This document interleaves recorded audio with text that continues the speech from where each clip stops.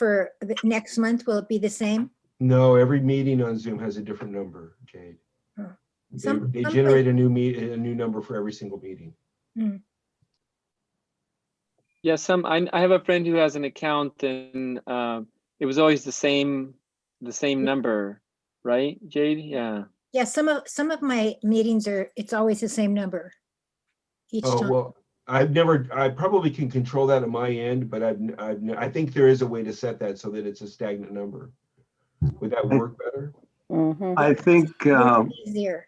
it's referred to as a recurring meeting.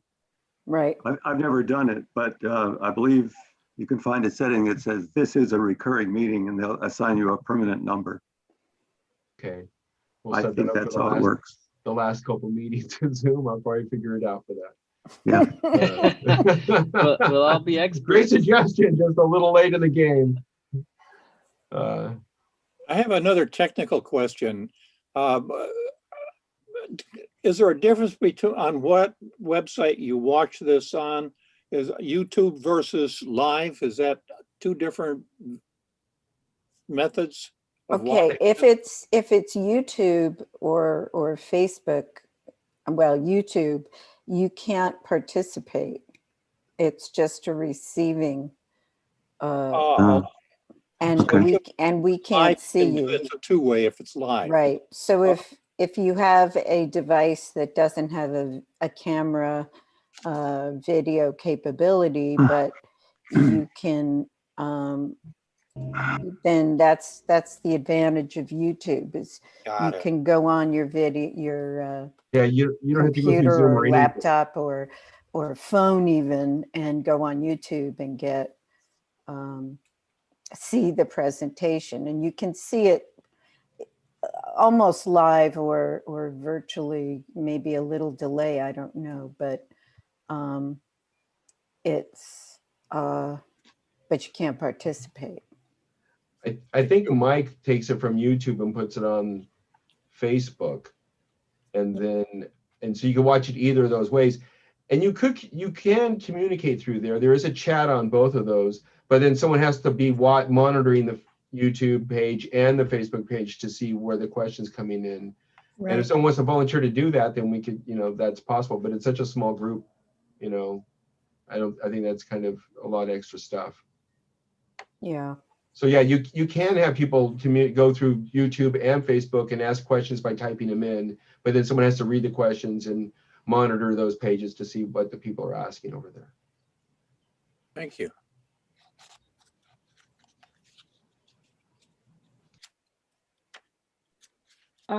Before I get started, can I do a little test run to make sure I have the right screen, Sure. Scott? Is that okay? Yeah. Yeah. Just press your share screen. Yeah, thank you. I don't know if Bernard's listening, but when it comes back, you can check out the glasses you gave me. I wear them all the time at the computer. Thank you. Okay, I have a question. Can you guys see my? I can see the lead slide that. The lead slide? Yeah. And the slides on the side. And yeah, we're looking at what you see. Yeah. So if you press your slideshow, there you go. Okay, so you guys can see you guys don't see my presenter's view. You guys see the actual just single slide, right? Exactly. Yes. Right. Great, and you can see my mouse hovering over there. I can see your mouse. Yes. Okay, my mouse is live. All right. All right, I'll stop sharing until we're good to go, or should I go ahead and just keep that on now? I'll stop. Stop it just to. I didn't realize it was going to be narrating like that. I apologize. No, it's all right. Yeah. It's never done that before. Okay. I have to check the settings. Something must have changed. So it is recording now? No, I turned it off. I was just going to record when you started going. I should have just paused it right then, but. Because the little icon that says live on YouTube is on. Right. So it's streaming through YouTube right now, so that I think Mike shares it on Facebook that way too. Yeah, I just Okay. turned on my YouTube and it is streaming.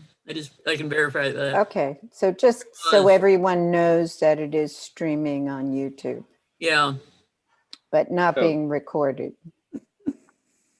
Yeah, Careful what you say. exactly. Always. always, yes. Exactly. Oh, that's no fun. But you never know who's recording. That's true. That's true. So, Ernesto, do you have a sense of the college registrations? Are they down or at the university? You know, I don't have any clue. I have heard numbers that it has been suppressed.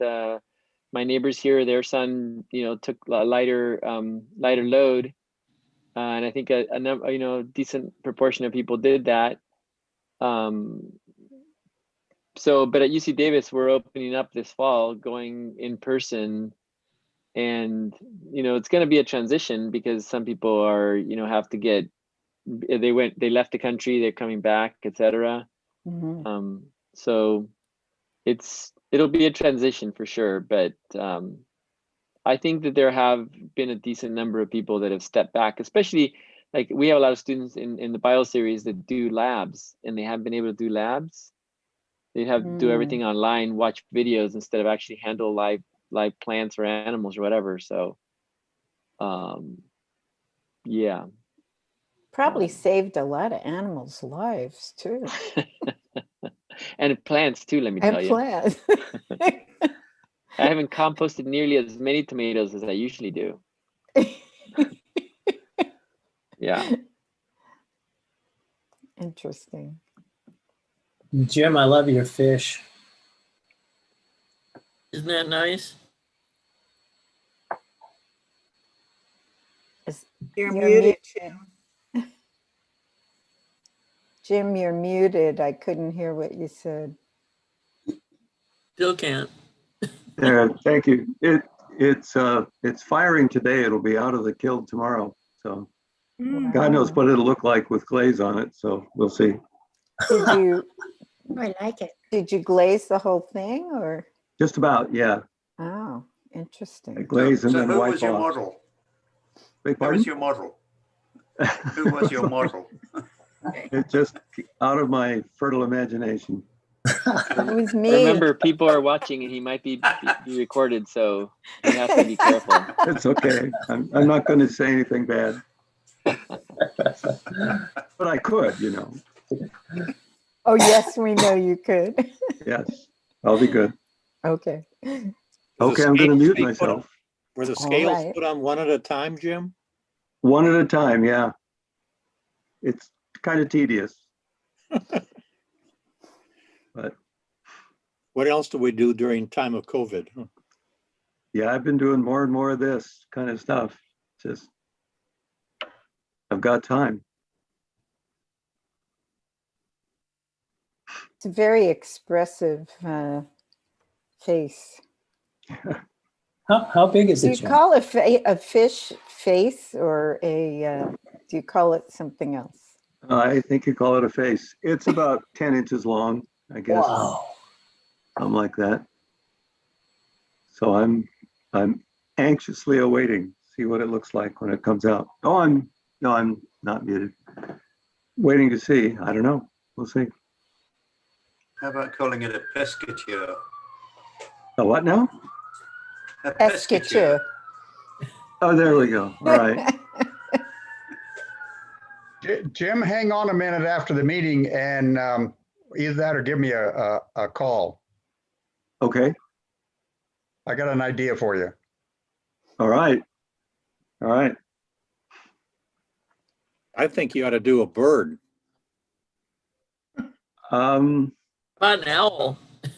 about an owl? Yeah. Laurel has seen a lot of my stuff and there's an owl in there. So All right, well, we should get started. Let's see, I don't see MA anymore, so I think she got to a place that wasn't, she couldn't stream from. Yeah, she's got the Santa Monica Mountains probably blocking the transmission. Yeah, I think that was not a good way to go, but all right. Hopefully she'll be able to. I told her she'll be able to see it anyway on YouTube, but hopefully it'll be okay. So we can start recording now. Scott, are you there?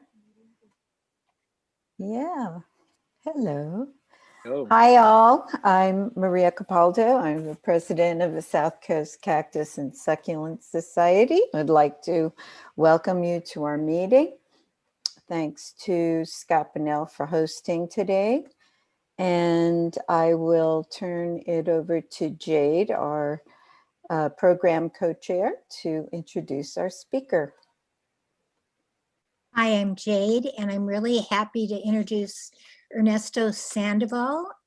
For those of a lot of us longtime people have heard Ernesto many times, and he's definitely a favorite of ours. He's got interested in succulent plants and succulents over 40 years ago when he was helping his father, who was a mow and blow gardener. But he's someone who's really liked to figure out why plants do different things and learn and teach about it. And we've been fortunate to have him teach us a lot of things. And today he's going to be doing a program about, it's called, gosh, why can't I remember the name? Succulents liberated or constrained in containers. And he did a version of this for one of our conventions, but this is all updated and I know that you're going to enjoy it. Thank you. Thank you, Jade. I can go ahead and share my screen. Yes. Thanks. All right. And I've heard it helps for the transmission of the presentation, etc. if people turn off their video. So if people can do that, maybe that's more important for bigger presentations. But anyways, just want to suggest that. And let's see here. Okay, and just confirmation, you guys can see my just the slide, the Yes. first slide here. Yes, I can. Okay, great. And my mouse hovering there. Yes. I'm gonna turn on the chat feature so that I can see that in case there's any questions. And I think that'll come up on my other screen here. There we are. Great. So I'll keep an eye on that in case there's any questions out there. You know, I grew up landscaping with my father in LA, and I only really saw mostly plants in the ground and containers here and there. And I never knew how much work it would be to grow plants in containers until I started working here at the UC Davis Botanical Conservatory, where when I started, a really high percentage of our plants were all in containers. And you know, I mostly took botany classes that helped me understand how plants work. But then later in my UC Davis, my career at UC Davis, I took a class on container soils actually. And in thinking about that, it really helped me understand why life is so difficult and challenging in containers. And you know, one of the things that did it for me was that I took home an aloe. I'll show you in a second here, an aloe arborescens that was in a 4-inch clay pot, like this Echinocerius or Mammillaria in the pot here. And I took it and I put it in the ground, and I was amazed at how much it grew in just a few years after having been in a clay pot for about 7 years. Okay, and those of you that have heard my hormones talk heard me explain how it's a function of a bigger root system that feeds cytokinin to the top of the plant, and that encourages growth, which promotes auxin in active growing shoots, and then that feeds back. So you get this sort of positive feedback loop when plants are in the ground or have a bigger root system, basically have a bigger root system. And obviously it has to do with nutrients and water availability as well, but it's really regulated by hormones. So anyways, I was just amazed. And then when I took that container cells class, I found out how we basically torture plants in containers, okay? And so, I'm gonna talk about that as I go, but encourage you guys to if you have primarily plants in containers, and sometimes there's a reason for it, we do presentations, etc., or actually, sorry, shows, etc. You can't, dig your plant out of the ground, pop it in a pot, and plant it back in the ground. We keep them in containers. There's reasons for doing it, but I'm going to talk about why it's in many ways easier to grow plants in the ground. So anyways, we've expanded growing stuff in the ground, and this is agave perii that we got it from Larry Middich, who's the former president of the CSSA, and we planted it in the ground. Actually, it had been in the ground in his garden. For some reason, it didn't flower in the umpteen years that he had it. I think he'd had it for at least 20 years. And then about 5 years after we got it, into probably better soil. This is a very sandy loam right here. A few years after he passed away, we got a chance to see it flower. So there it is starting its flower spike on the left, and then on the right, it's in full flower. And that plant has pupped. You see little pups coming out of there. And so it's, it reached its full potential. And something like this in a container would take a lot longer. I don't think anyone's ever bloomed an agave perii in a container. Okay, but anyways, here it is in full flower, so you can see the flowers up close. So this is a little planting that we did outdoors next to the conservatory in honor of Larry Middich. In the early years when we started doing a lot more ground beds, I'll show you a few more photos of some outdoor plantings that we've done to really increase our growing of plants outdoors in the ground.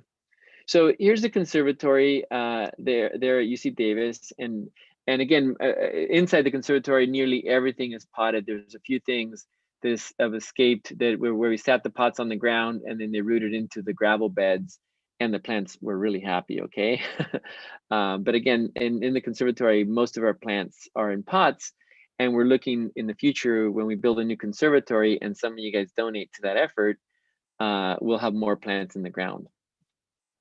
You're encouraged to do so.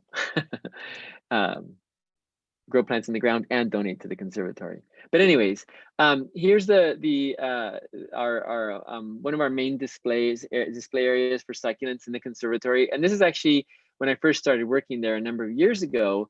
And again, everything's in containers. In this floor, in this room, it's all cement floor, so you can't grow things in the ground. But we had all benches that were all the same height and the same level. And this bench, this aisle right here was maybe, I think like 24 inches wide. And over here, I think it pinched down to 18 inches. Needless to say, people had a hard time moving through there. But just to get more space for more people in our conservatory, we started terracing the pots. And it's a little disorganized in this photo here, but we started terracing the benches and stair stepping so that we could actually have more plants in there and have wider aisles effectively for people. So the aisles weren't 24 inches at their hips.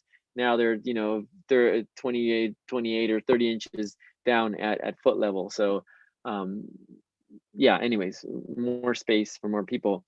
But here's our desert room, the southern part of our desert room. I was just showing you an image from the sort of the north part over here, where it's mostly cacti and a few other succulents, and then the southern part of our desert room in the conservatory is all African plants. You see like a Euphorbia horrida in here, and then a bunch of Dideriaceae from Madagascar.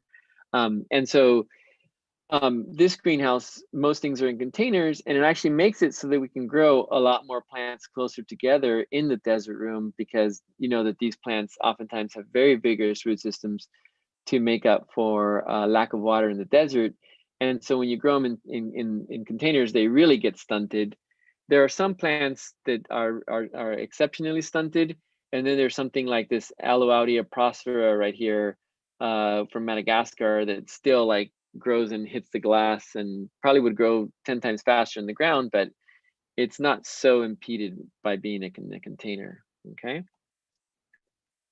So I've talked about some propagation, and so I just want to mention our Derstenia gigas plant, and I'm going to show you it in here in a container. And I've done a lecture on seed propagation, and I just got signed up to do an emergency lecture for the Santa Fe Cactus Club this coming Thursday, so I'll be lecturing on seed propagation. But anyways, that's the early stages of growing things in containers. But when I saw this giant ground bed at the Gardens by the Bay in Singapore, I was just oohed and awed at the potential of Derstenia gigas to grow in a ground bed, effectively in the ground. It's a raised planter bed. The soil there must be exceptionally well drained, and look how tall this thing is. I mean, there's a human for perspective over there. And so this thing is probably over, I don't know, like 8 feet tall or so, 8-9 feet tall. In the words of Inigo Montoya, I've never seen its equal. Okay, or not Inigo Montoya, actually, that was the Dread Pirate Roberts. I digress.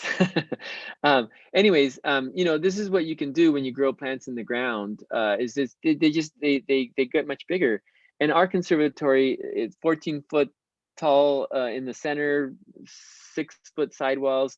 We really can't let plants get that big, and so by having them in containers, they're bonsai. They're effectively kept smaller, which makes it so that we can grow them longer in the greenhouse. But I would love to have some ground beds.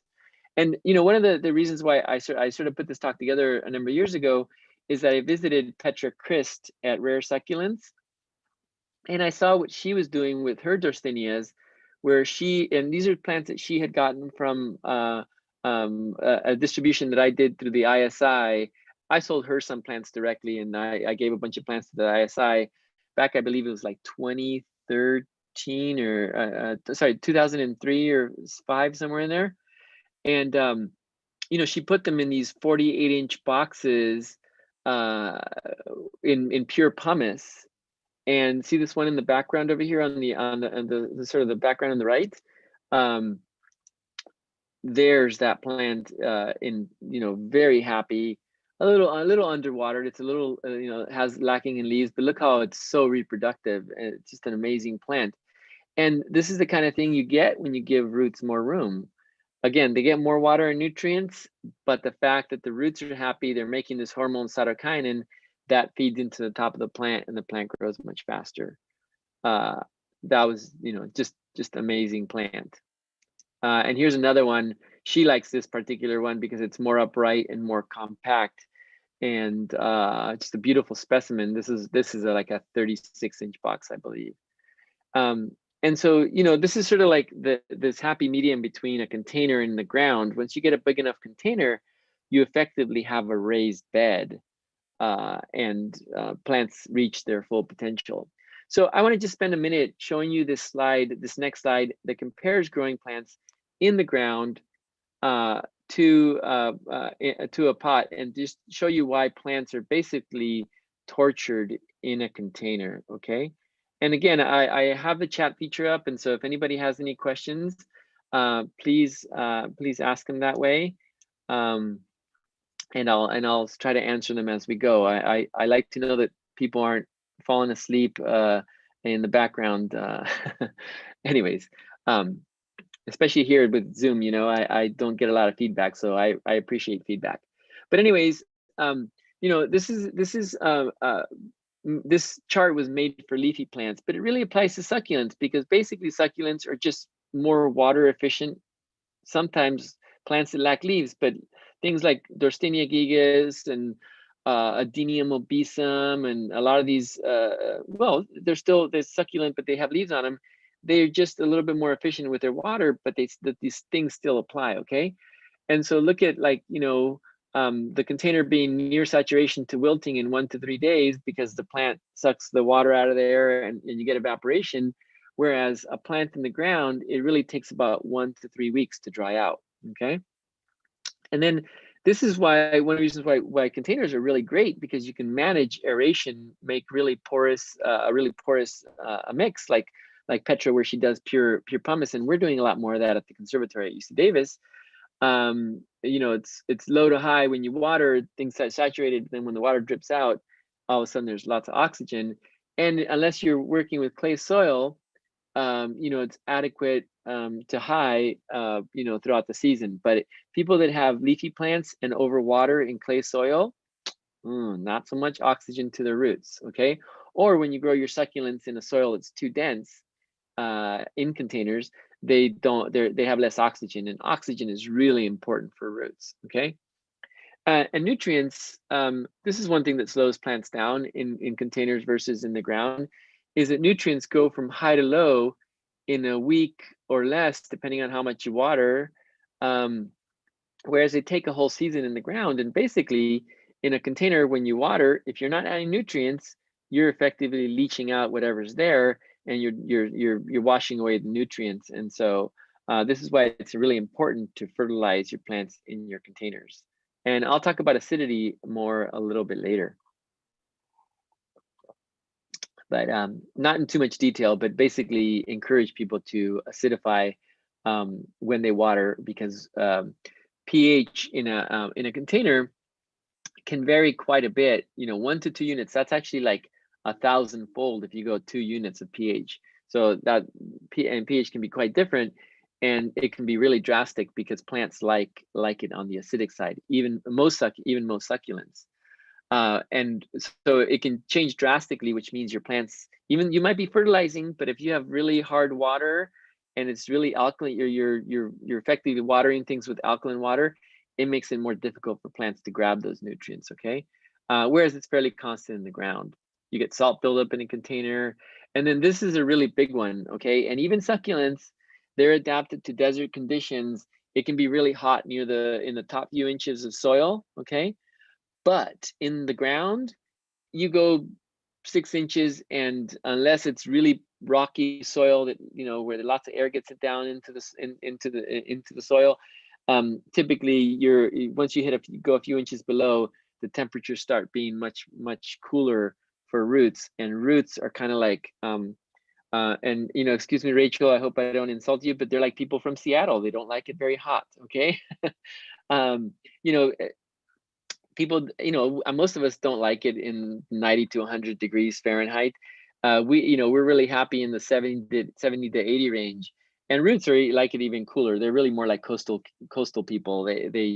They're just much happier and better off under cool conditions. They do their job of grabbing nutrients and all that water, etc. And if you have a container where there's sun's beating on there, that will make the plant suffer. And it'll show up. And so this is where you can have a 40 to 50 degree change in a container, day to night, or sun beating on the side of a pot, versus it's fairly constant and cool in the ground. So the last line says diseasable, the susceptibleness to disease and pests, problems, etc. Well, basically a plant in a container is more susceptible than a plant in the ground, okay, in general, okay? So, just life is really hard in a container.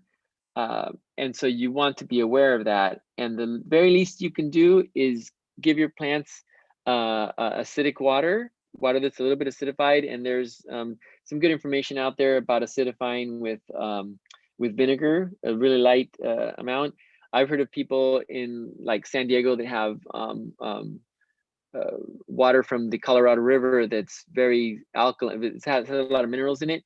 They might use like a tablespoon of vinegar, whereas my friend here in Northern California, just here in Woodland, we have slightly better water that's mixed with river water, and he might acidify with about a teaspoon per gallon of water with vinegar. And that alone, and you really have to make sure the pH is right. So use some kind of measuring device. But anyways, that alone, next to actually fertilizing your plants, will make them much happier in a container. And because of the temperature thing, keeping the sun off of your pots, especially if you grow things in plastic pots. Clay pots insulate, so you have that improvement there. But anyways, this is the mix, the mix that we use to grow plants in containers at UC Davis. And by the way, we just found a vendor in the Bay Area that's gonna make our mix for us this coming Tuesday, about 10 yards. And we're gonna go back to pumice. Red lava doesn't hold as much water. And apparently when you keep things kind of dry, red lava seems to like not be very good for plants. So there are some differences between the two. Pumice holds about 15% more moisture in these micropores.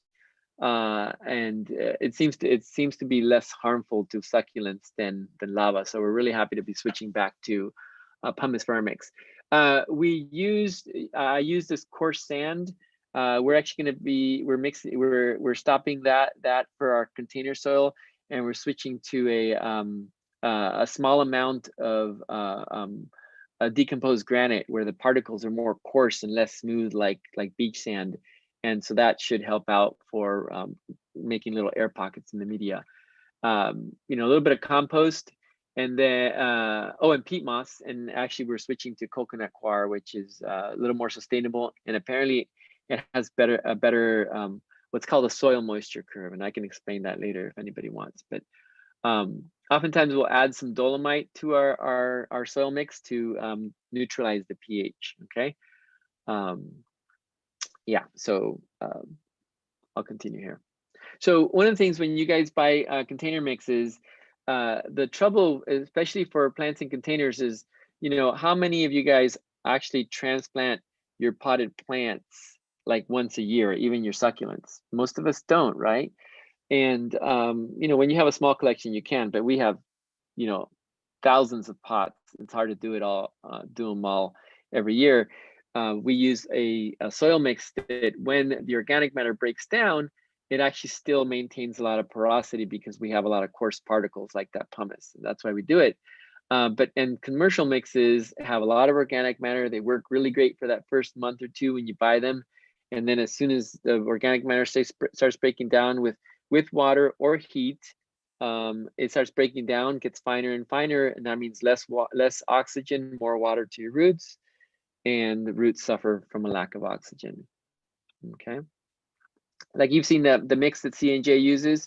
I think it's like equal parts perlite and peat moss or coconut coir. I'm not sure what they use, but with time that mix breaks down and becomes more dense.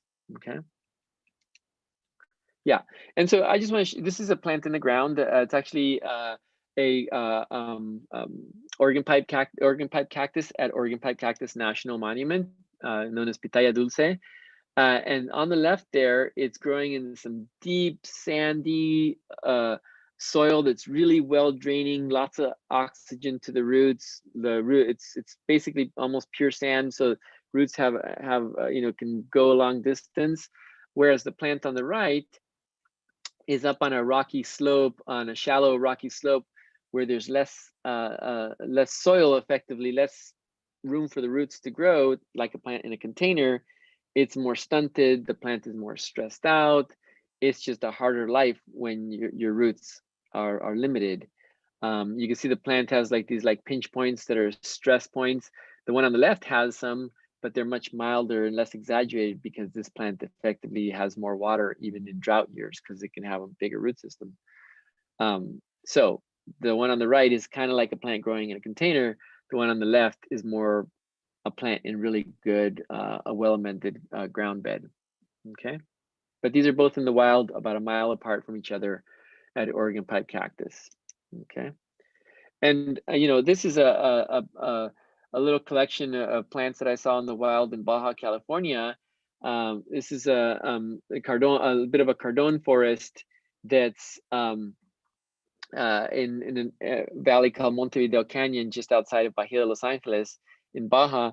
And I was just amazed at how close these cacti in the wild were to each other, because they're effectively growing in a wash where it's just sand, coarse sand. I mean, the sand vary from particles vary from like an inch or two to sand grains. They're a few millimeters in size, and so exceptionally well draining, and the plants can grow tighter together because the roots have more available to them. Okay, so, and when you do this in a ground bed at home, you increase porosity, you make things better draining, you can grow a lot more plants together and they will compete for water less as well. Okay. A little aside here is that, you know, our succulents come from a bunch of different parts of the world. This is a map of where the deserts are, but there are succulents like some cacti that come from from Brazil, more tropical Brazil, or the Caribbean islands, you know, more tropical southern Mexico, and they have different water needs, and you know, and temperature needs, climatic needs as well. And so sometimes, you know, like here in Northern California, I can't grow the Dariaceae laudia in the ground, whereas, or even something like a pachypodium, whereas some places in Southern California, you guys can grow pachypodiums in the ground. And so that is an issue of whether you can grow, you know, something outdoors. Is the plant acclimated or you know, evolutionarily adapted to the temperatures that we have? Okay. You know, and there's issues of when the plants need water. There are, you know, some deserts are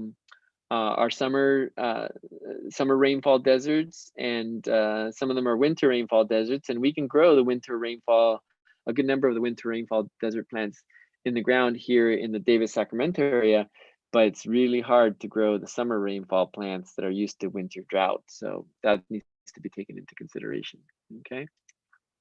And again, temperature is the single biggest factor that affects whether we can grow plants outdoors, you know, in the default climate. That's why we grow plants in greenhouses sometimes, because we can manage those temperatures, etc.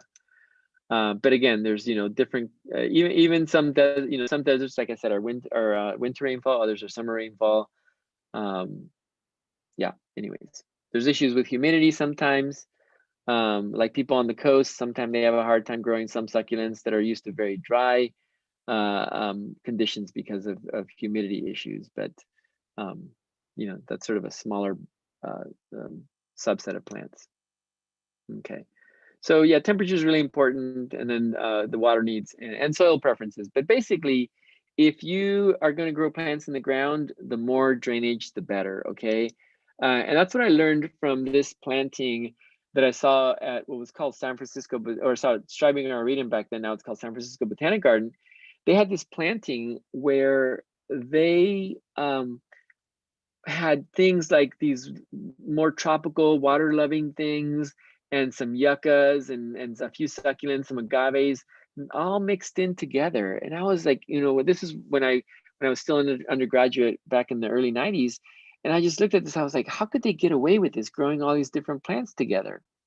And then, you know, as I sort of understood how plants worked more, and then I took that container soils class, it all sort of came together, and I was like, oh, okay.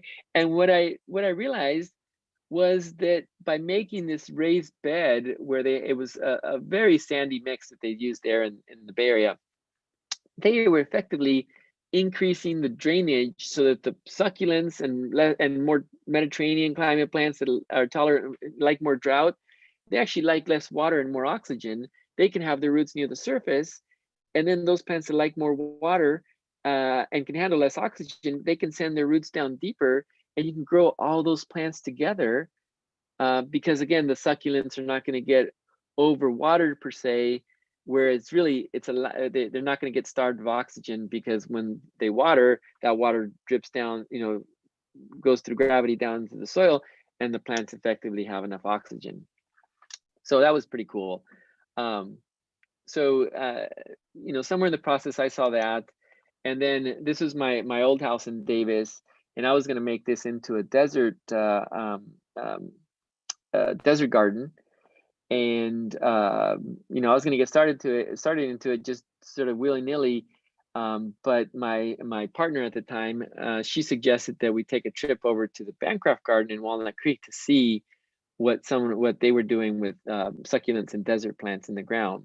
Okay, because my intention here was not just to have pure succulents, but to have a bit of a desert scene, and I'll show it to you in a little bit. This is not my garden. This is the Bancroft Garden. Okay, and I learned a really important lesson from them about making raised beds and growing succulents in the ground. And the short story is, don't use organic matter for raised beds for succulents, because the bed on the left here was made with inorganic matter. Okay, and it's also they cover it in the wintertime because they have sort of slightly more tender plants in there. But the beds on the right, they used compost and some kind of compost to make raised beds. Okay, and that was back in the just about when I was born in the early 70s. And apparently about 15 years later, these ground beds, all that organic matter that they used to make these beautiful raised beds, just got eaten up in about 15 years, and the beds went back to the standard clay soil that they have there. And you know, what they could grow there really decreased because plants rotted out and didn't have as good a drainage. Okay, so yeah, this is a lesson learned here, is don't make, even in a if, like, I've seen people like make raised planter boxes for citrus, and then the plants are like in there, and then the organic matter gets eaten up, and then pretty soon you have a few inches at the bottom, and the plants are exposed and falling over because that organic matter gets eaten up. So if you're making a raised planter, you want to use a high percentage of inorganic materials so that as the organic matter breaks down, your planting bed doesn't sink down. Okay, and so I just want to throw this in here. Organic matter is awesome and great when used in the right situation. And here at it's called the Edible Schoolyard there in Berkeley, California, where Alice Waters, the person that started this restaurant called Chez Panisse, that's like, you know, known worldwide. Anyways, they use a lot of organic matter to grow these vegetables and make them really happy and healthy. So the right kind of plants, especially when you're recycling plants, great. Organic matter is awesome. For seedlings, when you're growing them really fast, like C&J does early on, great, but not for a raised bed. Okay, and at the Bancroft Garden, they've actually started redoing a lot of their planting beds, and it's really probably this guy over here, Walker Young, one of the newer staff there, and a couple other people there, probably at the behest of Brian Kimball here and some of the other staff at the Bancroft Garden.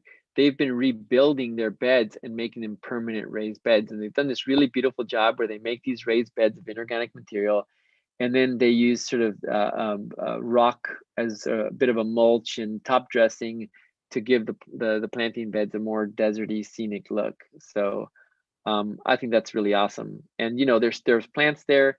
It's not just like some of these people that put like gravel across their whole yard and pop in 2 plants, right? This is mostly plants with some gravel mulch. So okay, so Maria said, what is the appropriate material for building up raised beds specifically? Well, if you have availability of some kind of sandy loam or a sandy soil, that works great. I'll talk in more detail in a little bit what we do here in Northern California, but actually, if you had clay soil in Southern California, pumice that's kind of a mixture of fines and coarse would actually not be bad to mix into your planting bed and make a raised bed. Okay, but sometimes you can get away with just a sandy soil. Okay, not sand per se, but a sandy soil. Okay, and I'll talk more about that as I go. Okay, so you know, I took the trip to the Bancroft Garden.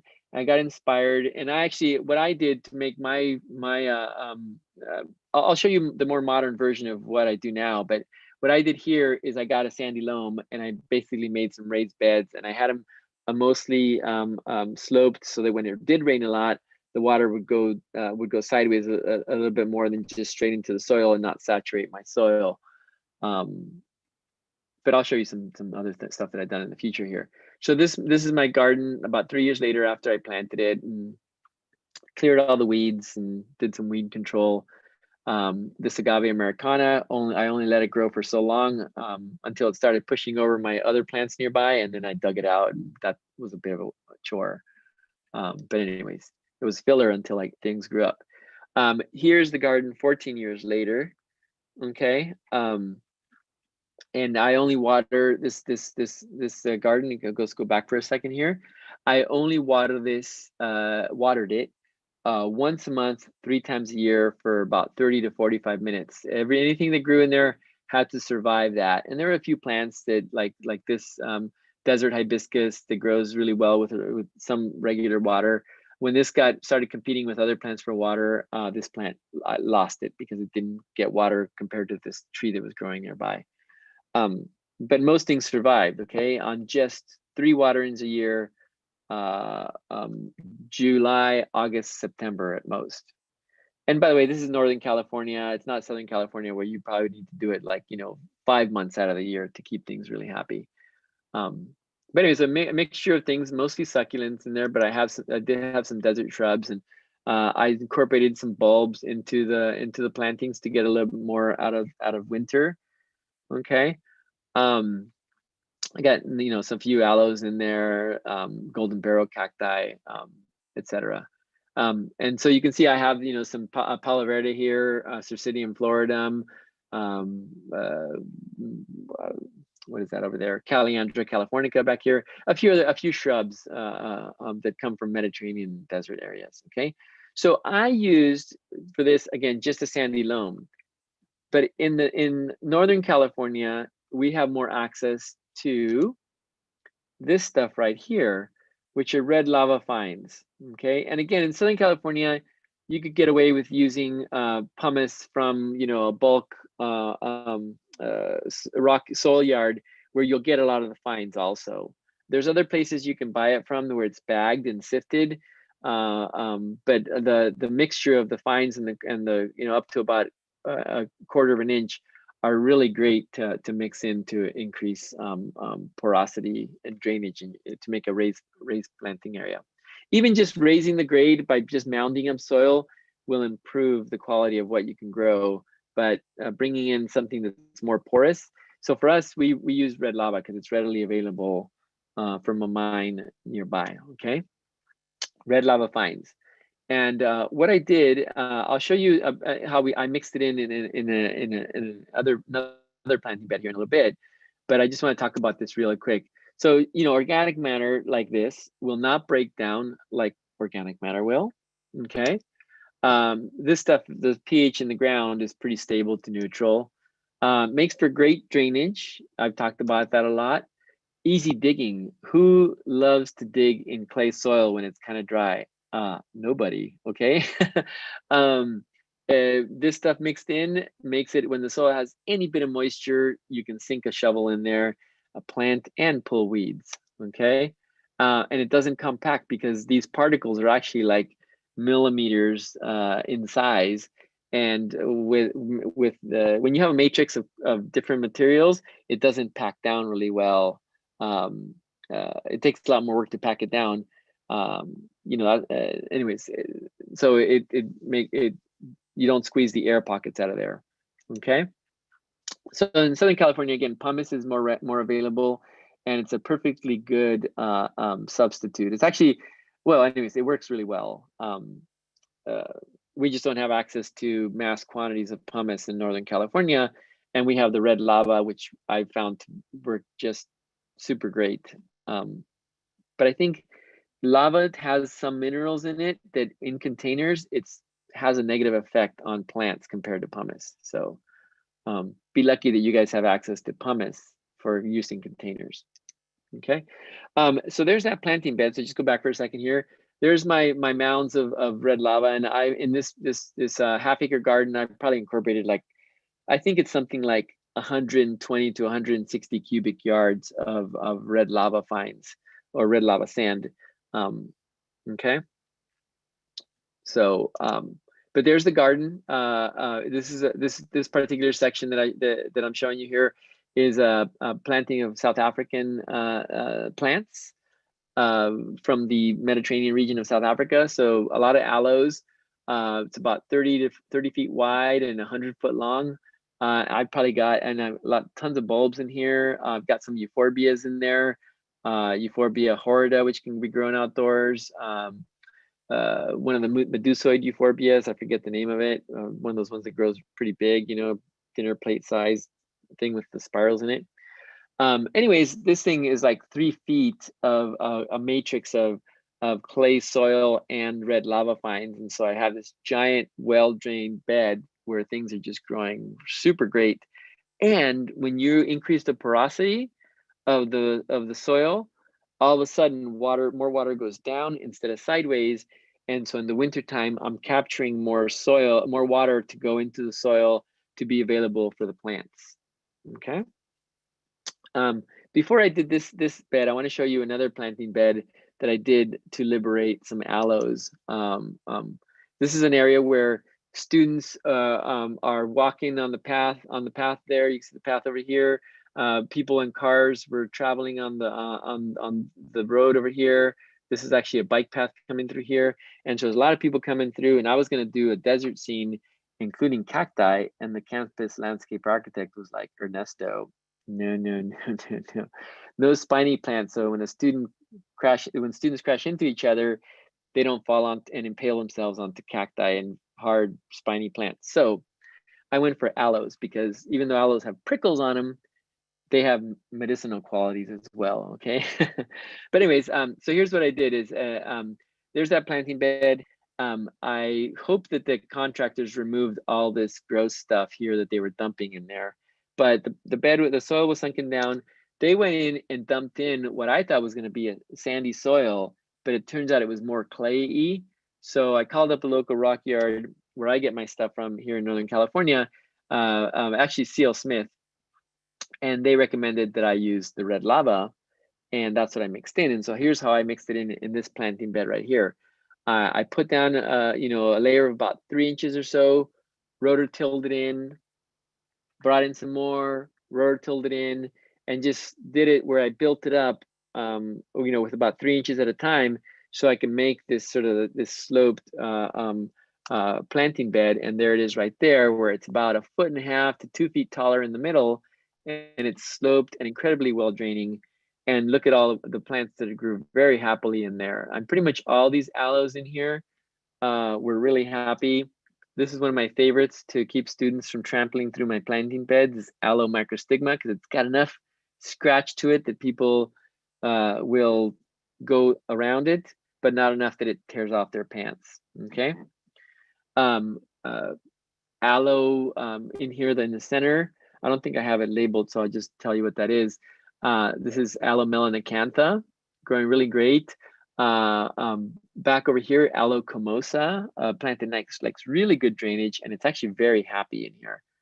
And then a few bulbs and some other stuff in there.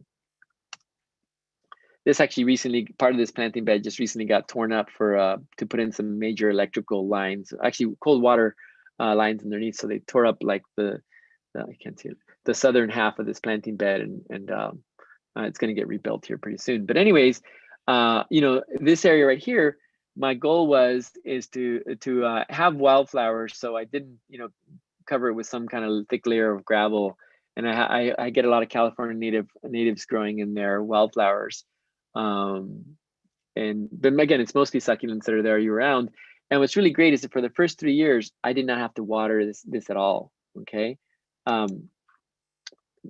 Aloes are incredibly good, incredibly drought, water efficient and drought tolerant.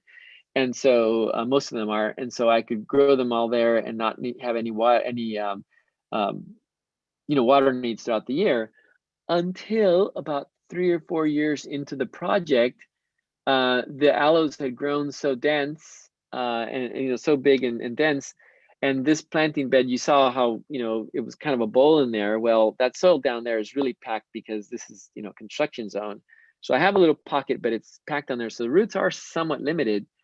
And I got a call from the landscape architect on campus, or the head groundskeeper. He's like, Ernesto, are you trying to kill plants? And I was like, what are you talking about? We're getting calls that these aloes over here look like they're dying. And I was like, they're not dying. They're just doing what they do in the desert. And he's like, well, I don't care. People are telling us we're killing plants. So now what I do, I go out there and I water these plants once a year, in about July or August, depending on how hot it's been and dry. And that one watering will perk the plants back up. They fill up. They don't look, we don't get phone calls about plants dying. and then the plants sit there, and by the time some amount of winter rainfall and cooler temperatures arrive in fall, and the plants perk up again, and everybody's happy. Okay, I'm happy because I've used very little water for a nice, floriferous planting area where the aloes bloom year round. So here's a few of the aloes. Aloe striata does great here in Northern California. Aloe burrii does even greater, actually. This, to me, it has a lot of promise as a landscape, mass planting, low growing aloe, because it's actually more tolerant of winter rainfall and poor soil conditions than Aloe striata, but Aloe striata is much more common in cultivation. Aloe comosa I mentioned earlier, big, tall, giant flower spikes, etc. This was the Aloe claviflora here, and this is actually a summer rainfall, winter dry aloe that grows near where welwitschia grow in Namibia, and that plant, see the little asterisk, no longer with us. That plant went permanently dormant because it was not the right climatic conditions for it. So that's where that asterisk is. I did some plantings on campus before. Actually, I did the ones that I had done these aloe plantings, and someone who had done a bunch of work in Mexico doing fruit fly genetics in the fruit flies that live in cacti in the Sonoran Desert, wanted me to help him with his front yard. And so this is his on the left here, Barney, who's the brother of Richard Ward, who runs a nursery up in Northern California called the Dry Garden. Anyways, he wanted a desert scene, and this used to be a little patch of grass and some few shrubs, etc. Really boring planting. And I did this for him, and then I transitioned to the Mediterranean, more shrubby plants, less succulents. Definitely no spines for the neighbor over here, because there was some giant oleanders. Anyways, we transitioned slowly to a whole complete Mediterranean without giant oleanders, and used the red lava vines again. And the drainage was so good in his soil there, especially because he's up, about 2 feet off of the sidewalk, that he could grow Dudleya Bretoni, in the ground with a little bit of afternoon shade, with excellent drainage, and the plants like super happy. Look how beautiful it is there flowering. And I'd never seen people grow Dudleya Bretoni in the ground. Mostly I've seen people like Ann Shine in Seaside, Monterey Peninsula, grow it in a container like this, okay? Because, they grow on the cliffs in Baja, really super well draining, sandy soil on the slopes, excellent drainage. Plants are really happy, but it's amazing that he can grow them in the ground. Sometimes we grow plants in containers because they just really never do well in the ground, okay? And I don't know if anyone here has tried growing this particular aloe variegata in the ground. This plant is very, very picky about drainage. And this would be an excellent candidate to grow in pure pumice in the ground bed, okay? I think that's the only way it would be really happy. Because I have some in these amended soil beds there at UC Davis, but when we've had wet winters, and we will maybe someday have another wet winter, I lost a lot of these in the ground because they still got too much moisture in the winter time. And there's aloe variegata where it's from over here, and I looked it up, and sure enough, it grows in these super well draining, gravelly little pockets in the range there where it grows. So it doesn't grow in dense soils. It's incredibly well draining soils out in the wild. Okay. So yeah, in the area Karoo, between boulders and really harsh places where there isn't a lot of water holding there, so the plants are excellent drainage. Okay. Anyways, so I want to show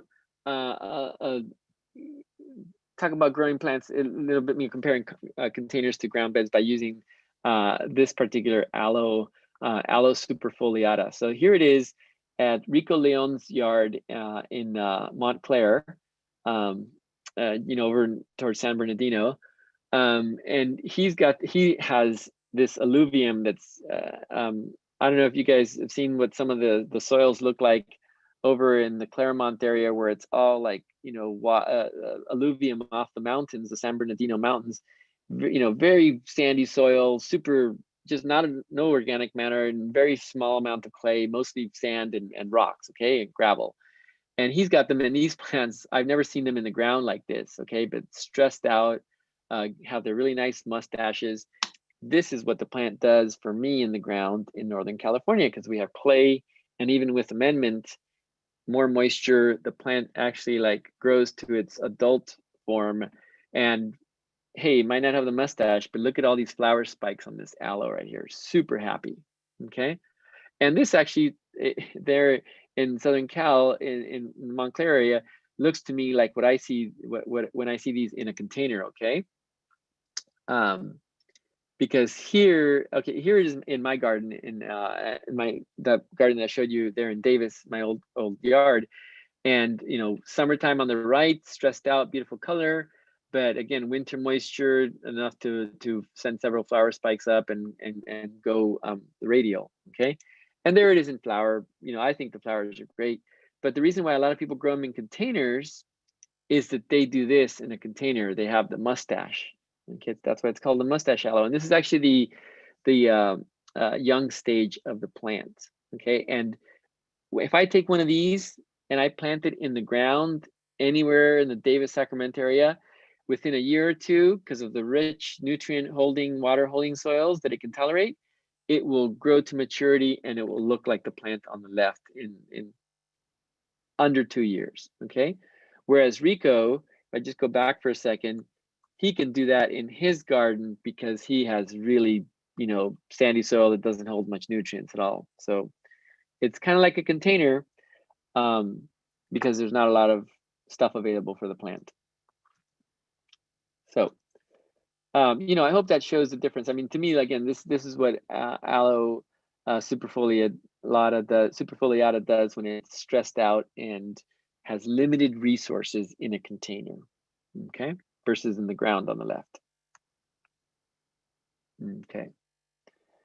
So, this is the kind of thing you can do in the ground. There in Southern California, you guys can grow a lot more succulents than we can in Northern Cal. I have a smaller set of like aloes that I can grow. You guys down there can grow much, even the Madagascan aloes in the ground, etc.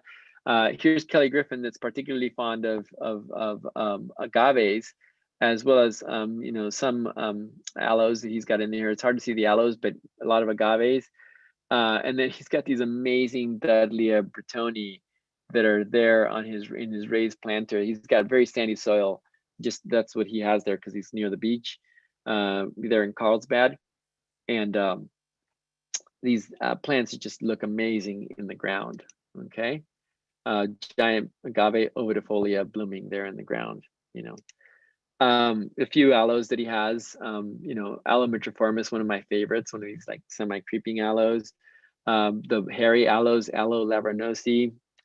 And then I saw this little planting bed that he had in his backyard, and some of you probably have seen his backyard, but he has basically a slope that he has about maybe 15-20 feet in his backyard, and then it's just a slope to his neighbors to the east, and the whole yard is very sandy soil that he's sort of mounded up here and there, like down here. And I was surprised that he can get away with growing this plant in the ground. But after seeing that, I'm inspired to try it here in my South Africa bed. Pleiospilus Nelly, this very easy to grow lithops relative. So I'm excited, and that's one of the reasons why I love growing to other people's gardens, is to get inspired to grow stuff, more stuff in the ground. And then there's this situation, okay? That's my beautiful wife there, modeling for me with some aloe arborescens there on the Monterey Peninsula. And this is why people on the coast should be careful about growing aloe arborescens in the ground. I've seen the front of houses in Berkeley like swallowed up by one single shrub of aloe arborescens, okay?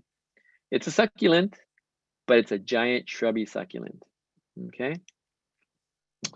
And I'm super jealous of what Tim Harvey over in Thousand Oaks can do in the ground. I don't know if you guys know, but this is Aloe purpusi, one of the really rare relatives of Ocotillo, growing in the ground. That's just an amazing plant right there. Okay, that you can do that. And there's Aloe procera, so Aloe procera there, growing in the ground. Okay, but seeing this in his garden inspired me to grow actually these two plants right here. The one is Alocaris pregensis from the Richtersveld. A really beautiful aloe, and I'm going to try growing that. I'm going to make a little mound in that South Africa bed that I showed you earlier. I'm actually going to make a little elevated mound somewhere to show off the plant and have it have exceptional drainage, so it can do well with our winter rainfall here in Northern California. But then also, I've heard that you can grow this plant in the ground in the background. Anyone know what that is? That is Dioscorea elephantypes. The Mexican, the African Dioscorea that gets really big with the nice turtle like protective cover. And then, this is a plant that some of these we can grow in Northern California. He's got a collection of different Aloe herreriensis growing there. Sorry, I'm talking about a lot about aloes, but they're excellent candidates to grow in the ground. Okay. And then he's got some Cyphostemma. I think these are Kurori back in here. All of these plants, these are all plants from Namibia that he's growing in this little section right here. Some Hoodias back here. Okay. Tim isn't watching. We should all encourage him to weed his garden more. Okay. Anyways, he gives me a hard time. I give him a hard time. This is why I love Aloe herreriensis. And this plant is actually tolerant of a wide range of soil conditions, and beautiful plant. When plants have really wide distributions like you see here, where it is from, it's actually rare, but it's actually widespread. It typically means they have a lot of tolerance. And so this is actually in a ground bed here at UC Davis. And then this is actually one growing in a planting bed where there was a tree that died, and there was a lot of organic matter, and a tree was rotting. And this particular Aloe herreriensis, even though it's happy enough to flower or stressed enough to flower, it actually is, the roots aren't very happy because there's a lot of organic matter that's decomposing down there underneath it, and the roots are kind of dying off here and there. So the plant is like naturally pruned back by infection. So we'll see how it does over time, but it's been there for quite a few years now. I apologize that I'm talking a lot about aloes in particular, but again, there's quite a few of them, and they kind of show the potential of succulents, and so that's what I have a lot of good photos of. Aloe peglare, one of my favorite aloes, because it does this thing where it closes up and shrivels up to defend itself from drought. And there it is in a container at the San Francisco cactus show and sale a number of years ago. You can see it, in its full container over here, but nicely stressed out beautifully. And this is why we grow plants in containers, again, because we can move them around and adjust them, etc. Here's the Aloe peglare that's actually flowering. And one of the first times I've ever seen it in flower, it was a couple years ago in one of my clients' gardens, where I made a ground bed. They used to have grass in here, and so I made a raised bed with red lava. It's only about 6 inches elevated, but really nice well-drained bed, and mostly aloes, but I have a few cacti in there as well. Beautiful aloe burgers fortensis. This particular clone, I think I want to name it because of the patterning on it. Flowers aren't super exciting, but the patterning is great. And then look at that. There's my first ever visual, in-person sighting of an Aloe peglare in bloom. Really gorgeous little plant. Okay, I want to speed things up here so I can wrap it up in my allotted time. One of the things about, I mentioned how our succulents come from a diverse climatic zones, okay? And Echinopsis, many of them come from cooler climates in South America, okay? And there are other cacti that grow at higher elevations, okay? Like this nodocactus here that's also from southern South America. And this is at the Huntington, and this nodocactus was actually, this is in their desert garden, kind of stunted and a little bit pale and bleached out because it was getting too much sun. So I jokingly put this cap on here, and the plant probably would have been happier, okay? Because look how beautiful, how happy this Echinopsis is over here on the right. That's happy enough getting enough sunlight to bloom, but it's actually in the shade. And there it is. A couple of years ago, this is actually in 2019 when I just moved out of my house. Last time I got to see it bloom there. And look at all those flowers and look at all that shade that it's under. Okay, this Echinopsis is from high elevations in South America, and it can't handle the combination of heat and sun, so it's better off grown in the shade. Okay, and that's actually the true for this plant right here, that if you grow it in the ground, it needs really good drainage. Okay, but when grown in a container, you can easily stress it out if you don't cook its roots. And this is actually at Anne Shines, and there's her hand. You can see her hand in the picture up on the upper left there, to show you how big this giant Escherichia agavoides ebony is, because of the combination of stress from sun and growing in a container where it has really good drainage. So it's not too hot because it's in Monterey, but it's perfectly stressed out. Okay. This is kind of interesting. Have you guys ever seen an Ubomania pectinifera show this color right here? And this is a pretty stressed out. It's pretty as in beautiful, but also pretty as in fairly stressed out Ubomania that growing in pure pumice by Petra. There at her greenhouses in rare succulents, and this plant likes it a little bit cooler and less sun, but it's beautiful, but it's stressed. Okay, because it's a little bit underwatered. Okay. So, why do plants stress out and get color like this? Because the temperature is too hot or too cold. Light intensity is too high compared to temperatures. So some plants like Echinopsis can handle warm temperatures, but they need to be in the shade where they get less light. Okay. Nutrient and water stress challenges roots. Anyways, yeah, there's some stuff there. So, one of the reasons why I love traveling to different people's gardens is to see how they grow plants in the ground, and to get more ideas of about what I can do and how I can do it. And a number of years ago, I visited Christoph and his wife. I have a hard time pronouncing his last name. Okay, and they're in Long Beach, and saw what he was doing with his ground beds. And I got a nice picture of my wife in the succulent habitat, if you will, there in his garden. But just to see the kind of stuff that he could grow when he made this elevated ground bed, where this bed is actually, I think, only about 2 or 3 feet deep. But here's the cinder block wall that he shares with his neighbor, and this thing slopes up about 4 feet in a very small amount of space. And he's got it packed full of plants, and he can, because they have excellent drainage. And it's going to get a little overgrown with time, but it's amazing how many plants he can grow packed together there in Long Beach, because he has this excellent draining, slope like you would find, there in Baja where the Dudleyias grow. A sort of a happy medium of a container versus a ground bed is a planter box that gets big enough where you have really good drainage. It's still a container, so semi-mobile, etc. And look at this planting, a succulent tray that we did of some Haworthias and other African succulents. Okay, and I want to show you that's in in 08 that we did that, and this is in 2011.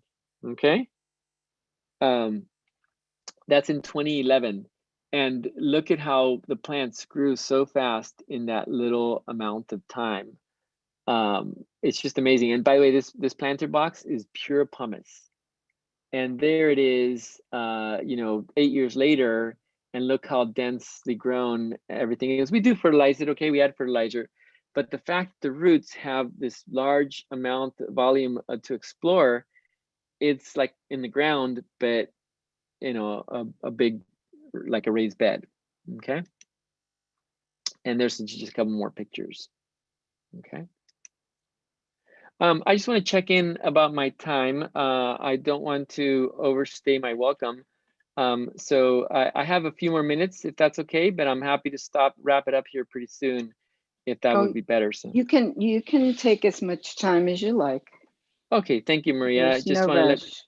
thank you. Just want to let people know that you know, there was a request to scroll back to Christoph's yard. oh, And okay. Yeah, I have let's go some back. photos of his yard that show more close up, and if I find them, but if you could show his, go to the, now can you zoom in on that? Because I think, I don't know if you're able to do that. I can't, no, it's hard to do. I don't think I could do that on the because you're on screen a there. PowerPoint. On a PowerPoint, yeah. Yeah, what I found really great about his yard, all of these plantings are in rock. And if you look really closely, even at this photo, you can see all the rock that supports the structure up to the wall. And that keeps the plants cool, like you were saying earlier. Yeah. So he made a raised bed, but it's not a slope. It's actually like it's like terraced, right? Right. But more naturally terraced, where the rocks hold the soil, and it's exactly. But Maria, he actually said when he first did the bed, he ordered a bunch of rocks, and he didn't put any dirt in there, and actually everything died because there wasn't any organic matter, any. But he's putting organic matter in now right in between the rocks. Yeah, that's right. But it's not just all rocks. No, I didn't mean that. I was under the understanding that he piled a bunch of dirt up and then put 6-inch lava rock and then added some more dirt and then planted things in between lava rock. Yeah, and my understanding is as well that he has some soil, if you will, in there, but it's a real matrix, right? And it's beautiful the way he's done it, where it's like a very steep slope. It's not very deep at all, but you can just grow so much in that area there. And he's got a cinder block wall that he can push all that against, Yeah. I've seen people do it against wood fences, and that's not recommended. Lamono, did you have a question? Can you go back one slide? I was looking at that first one. Oh, you're looking at the side planting. That's the one with the wine. Yeah. I want to see the wine glass.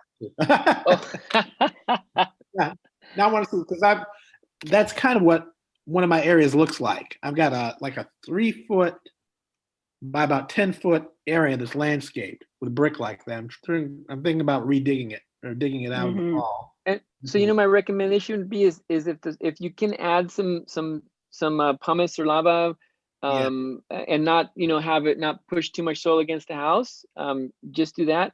But if you have really dense clay soil in there, if you can dig it out in whole or in part, just in pockets or the whole thing, and then bring in amendments so you have a nice little of 6 inches to a foot of really well draining material, you'll be able to grow a lot more in there.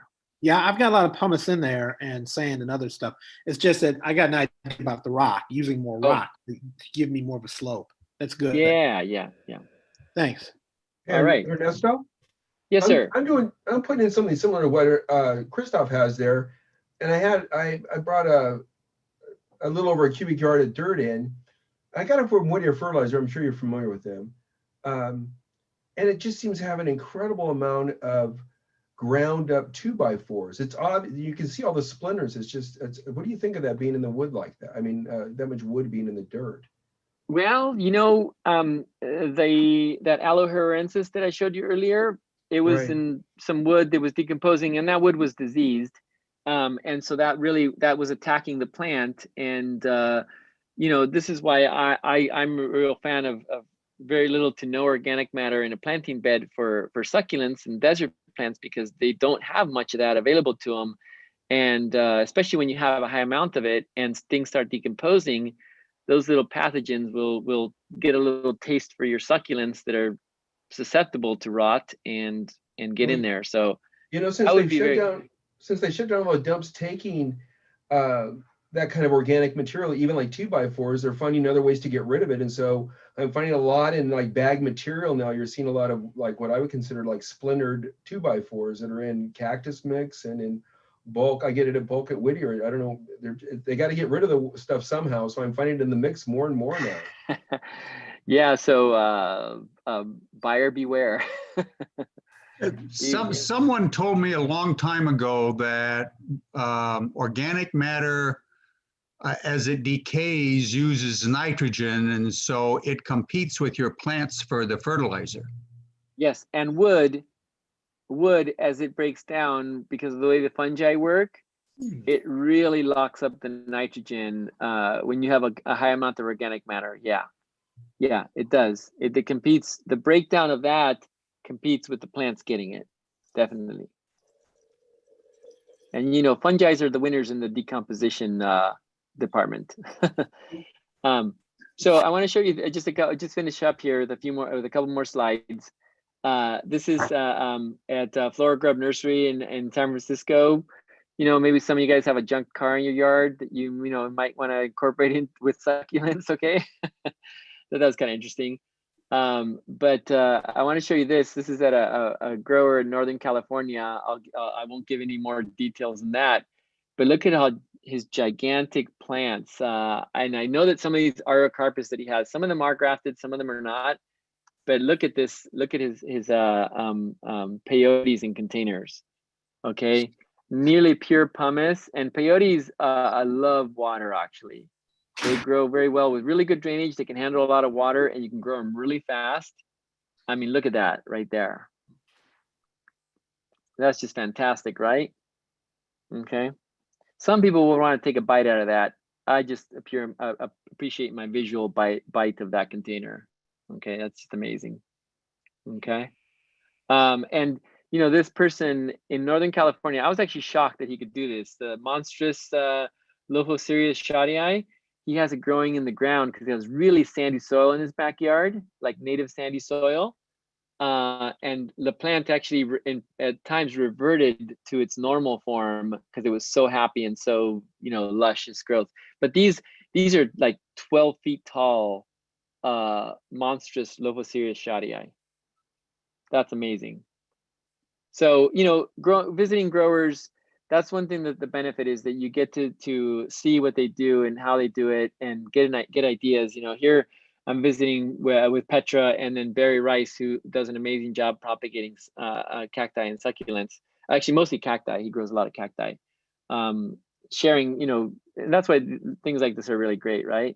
You know, lectures and club meetings, etc. Here's Petra's propagation area. And she has problems with rodents, and so this is the trouble when you have things out in the ground, is that rodents can come in. But when you have containers or you're doing propagation, her husband built her these you know, enclosures to do her seeds and keep mice and rats out.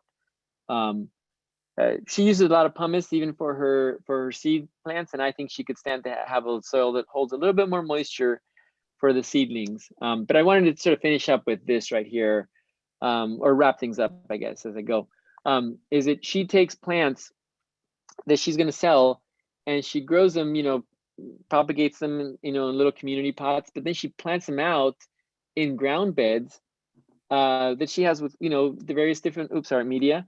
And in this case, here's Othana hooray, that she takes and she plucks them into these beds that are mostly pumice with a little bit of sand in there. And the plants grow to this size in just a few years, like 2 to 3 years. I think she gets them this big. And it's you know, it's inland San Diego County, so it does get a little bit warm in the summertime, but it's the rainbow where it still isn't super hot most of the time. It cools off a lot, and these plants grow for a longer period of time. She actually keeps some of her Othana hooray like in leaf all year round because it's milder climate, and the plants just grow a lot faster. And then she digs them up and pots them up to sell. Okay. And she does the same thing when she can with Dioscorea elephantypes, where she plants them in this ground bed. They get really big really fast, and I have so many examples of this that I could talk about. Here's Mark Meridian from the Fresno Cactus Club. He told me he had this Gyrodanthus that in just a few years he got it to where it's like 1.5 feet in diameter, just a few years, because he put it in this large raised bed, and then when he got it up to a certain size, he was like, okay, now it's time to make a pot for it, and he made a pot of a certain size and he plopped it in there, and now the plant has gone into suspended animation. Okay, bonsai'd. You know, the vine still grows, but the big swollen caudex actually doesn't change in size much anymore because it's constrained. So that's kind of cool. And the same thing with Dioscoreas. They don't get nearly as big in a container versus when you have them in a ground bed. So it's kind of cool. Okay. And then I just want to finish up with these last 2 slides, and I'll stop here. Okay. There's some redundancy in here. This is Greg and Ann Kavanaugh. They live there in Alta Loma near Montclair in San Bernardino County. And they have a big area where they have some plants in the ground, okay? A bunch of succulents in the ground. And then they have their show plants in some containers. This one I don't think doesn't make it to the shows, but it's kind of showy, this Medusoid euphorbia. Yeah. And then they have on the side of the yard, they have all their sort of potted plants that they take to and from the shows, and these really cool shelves to sort of protect and display them there in their yard, and various things. And I think this is kind of cool. So for when they have their heat spells, they have these little shade structures that they have. You can see it rolled up right here. And they pull them out, and the shade comes out, a few feet, and shades the plants underneath there. I think that's kind of cool. Oh yeah, here's the guide for the shade to pull it out, and it's really warm there where they are. It's like a little valley, and so the plants, get sun stress just enough here and there. They have to watch it so that their plants don't burn. But I mean, look at this. Look at that beautiful Larrylichia that they have. Okay. And just to stop here, why do we grow plants in containers? Because it does make them mobile, and we can share them with each other. Makes for beautiful specimens in containers. Okay, but if you have plants that you're not going to be carting around and you want them to grow big, fast, and beautiful, putting them in the ground is where it's at. Okay. Thank you very much. Yay! Thank you, Ernesto. Yay! Yeah, my pleasure. That was great. Thank you. Uh-huh. Now I got to go back so and watch much. it on the Space-Time one to catch it all. There was so much good content. Thank you. Oh, thank you. Yeah, it's hard to constrain yourself when there's so much to talk about. You needed a few more aloes though, Ernesto. Yeah, I know, Scott. That made me very happy, Ernesto. Yeah. Very happy. Good stuff. If you were to grow in pots, do you find a difference between whether it's a glazed or unglazed non-plastic pot, ceramic pot? Well, what I'll tell you is when I was talking about temperature, is that glazed pots, high-fired glazed pots don't insulate roots. So high-fired ceramic pots don't insulate roots like low-fired pots. But actually, to answer your question specifically with respect to glazed pots, when you put a glaze on a pot on the outside, it acts like a plastic pot where it doesn't pull water out. Okay, it can still insulate. So it doesn't breathe as much. It doesn't breathe as much. Yeah. Mm-hmm. But what I have found is that, and we're switching to a much more porosity mix, and we're actually transitioning our succulents back to mostly plastic pots because they're easier to move around. But with really good drainage, you make up for the lack of breathability. With a really good soil mix that breathes well, the breathability of the side of the container is not as important. Okay. I just find also plastic pots seem to get a lot hotter Oh, than, definitely. Yes, the than sun. anything else. And that just bakes the plants. Yeah, They're yeah. not Plastic. happy. No, plastic does not insulate at all unless you have 2 layers with an air pocket in between.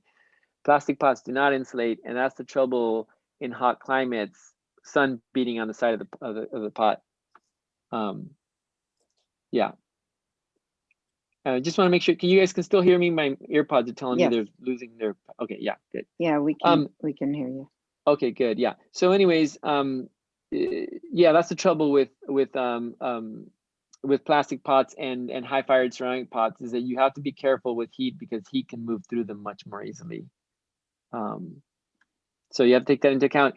And most growers, what they do, people that have plants in containers and want showy specimens, is you keep direct sun off of them so that they're in under shade, in a greenhouse that's shaded, so that you don't have beams of light going in there and heating up the pots. So no direct sun on pots is really good, and on the plants themselves is really good for keeping roots happy.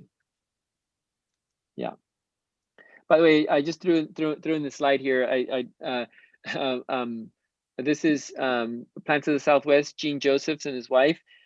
He has a little poppy that he uses as a moisture meter to make sure that he doesn't overwater his plants, or he knows when they're underwatered in containers. He uses a little poppy that he has sort of throughout his greenhouse, and that tells him when it's time to water when his roots are really dry on his succulents, so they don't die from a lack of water to their roots. That's cool. That's funny. Yeah. And then ever use a moisture meter, like those sticks that you stick in just to see? You recommend that? Right. One, if you can get your finger in the soil, this is attached to a supercomputer. It's a really good moisture meter. But a little stick where you see what, like taking like one of those bamboo skewers and sticking it in the soil and getting an idea whether there's moisture there are really good ways of checking for moisture as well.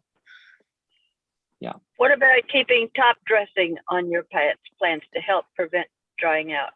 That honestly, that doesn't do a whole lot. I mean, I guess if it's thick enough, it does. But most succulents, you don't want to keep them overwatered. And so, for me, I'm not a fan of top dressing for checking on my plants, because the soil and the color of the soil and whether I can see moisture on there is a really good measure. And when you start doing top dressing, you better get to know your plants really well so you don't overwater them. Thank you. Yeah. It's just since I still have a little time and we're still chatting here. One of the things that I learned about over time is the importance of fans when you have greenhouses and enclosed spaces is air circulation, so your plants don't overheat. Okay. And at Poots, they don't have wet pads. They just have fans that move the air in his greenhouse, and the sides are open, so there is some air exchange. But just moving the air, one, helps cool the plants off, and then two, it gives them exercise, so that your tall, upright plants don't just fall over from a lack of exercise. Mm. So in enclosed spaces, air circulation is really important for exercise. Or do what the French did back when they had their first greenhouses. They have someone to go through and shake their plants on a daily basis. Seriously? Yeah, that's what they did. That's how they gave their plants exercise, is by shaking them, the trees, because they realized that when they did that, the citrus trees in their orangeries weren't so floppy and fell over. And that used to happen to us with succulents in our greenhouse, tall cacti. I would, before fans, I would pick one up and try to move it, and then it would just and break. And now with a little bit of air movement, just 5 mile/hour wind, that's exercise, makes them stronger, just like us. Keep on walking, get, exercise is really important for, You could do an article on the importance of exercising your plants. There I've you never go, heard right? that before. Ernesto, I Yeah. have a question on this photo you have here. So these plants look great, but they're also very overpotted. Can you comment on that? or underpotted, right? I mean, Or underpotted. underpotted. Yeah, you know, underpotting is better for succulents than overpotting. It does stunt them, but when you put things, especially in a pot that's too big, unless it's like super exceptionally well draining, you can have issues of too much moisture there for too long, where you get some root rot. And so underpotting is not so bad for succulents. That's why a lot of people grow their succulents in very tight little pots, you know, for display, etc. But it does take a little bit more watering than if you had a slightly bigger container. So it's just this combination of like what the matrix is that you're growing things in, how often you water, temperature, air, circulation, etc. Okay. Is it a good way to limit your plant size if you want to? Oh yeah, definitely. Oh yeah. Mm-hmm. Yeah. I mean, they might not wanna... want the plants in this picture to get a whole lot bigger. No, yeah. So yeah, keeping them under potted will definitely stunt them. Yeah. I mean, and then there's issues of like something like this cactus that actually the way you grow it, it grows on cliff sides, and you don't grow it upwards in a pot because it doesn't grow that way in the wild. It's not adapted to that. It's an exception, okay? It's an exception. But this Mammillaria spinosissima polycanthe, that's how it's supposed to grow. And that's Where's how the pot? The pot's Where's up there. the pot for that? Up top. The top is the top is down below, but the pot is on the top. It's growing out of the bottom of the pot. That's a cliff dweller that grows hanging down. Ah. Yeah. On the iPhone, I couldn't make that out at first. Oh, got it. Yeah. Thank you. Pretty cool, huh? Yeah. I'll just thumb through, finish up here. I may have to go soon because my baby duties might be calling me. Okay. Are we going to get to see them today? What's that? Do we she get wants to see your them today? Oh, okay. I yeah. Let me just stop here. Yeah. Let me finish up here. Get over here. I can't even imagine how many people are delighted with your family shots. Oh, thank you. Well, thank you. So there we go. I think we're back to the. Oh, I'll stop the share, right? Stop the screen share. Yeah. And let things wrap up here. So yeah, thank you guys all for watching, and you know, I hope this inspires more people to grow plants in the ground. That's sort of my reason for doing this, because I know it's made my life easier for some plants, but also it's just kind of cool to you know, liberate plants a bit. So yeah. We just took about 35 plants and put them in our front yard, made kind of a rock garden with natives and mostly aloes, which work well, some agaves as well. And even the Dudleas, just love it. Everything flowered, everything is doing super well. And it's, we always had everything in containers, so it was kind of fun to see the transition. Right, yeah. And you know, it's sometimes we don't have the capacity because we're mobile or you live in an apartment, etc. But when you can, it's actually a lot less work to put things in the ground. Oh yeah, for sure. Yeah. Okay, well, thank you so much. I appreciate it. My pleasure. And stay well, and hope to see you soon. All right, you guys, thank you all so much. And yeah, see you guys in person, hopefully in the near future. Thank you again. Thanks, Ernesto. Just great. Bye. Bye-bye. Bye.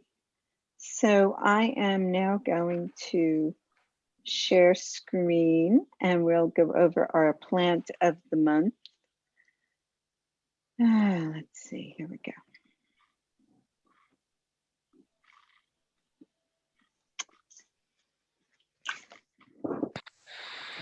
So our plant of the month was a, oh,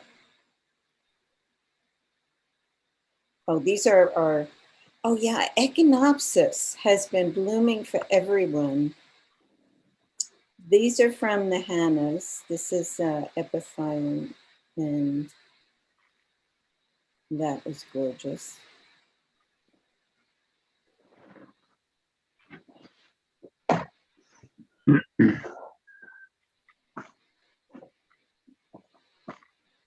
This is a myrtle cactus. Pretty echeveria.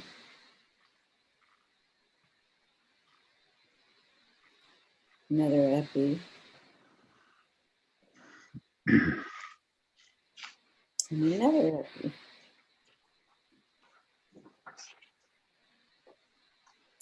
Now, the next few plants, I took these photos yesterday. One day only, all of these plants bloomed. And I just had to show them. I went into my greenhouse and everything was blooming so prettily.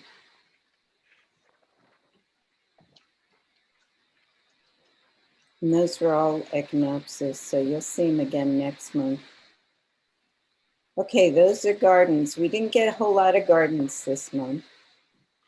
So Gymnocalycium was our cactus, and this is the novice group.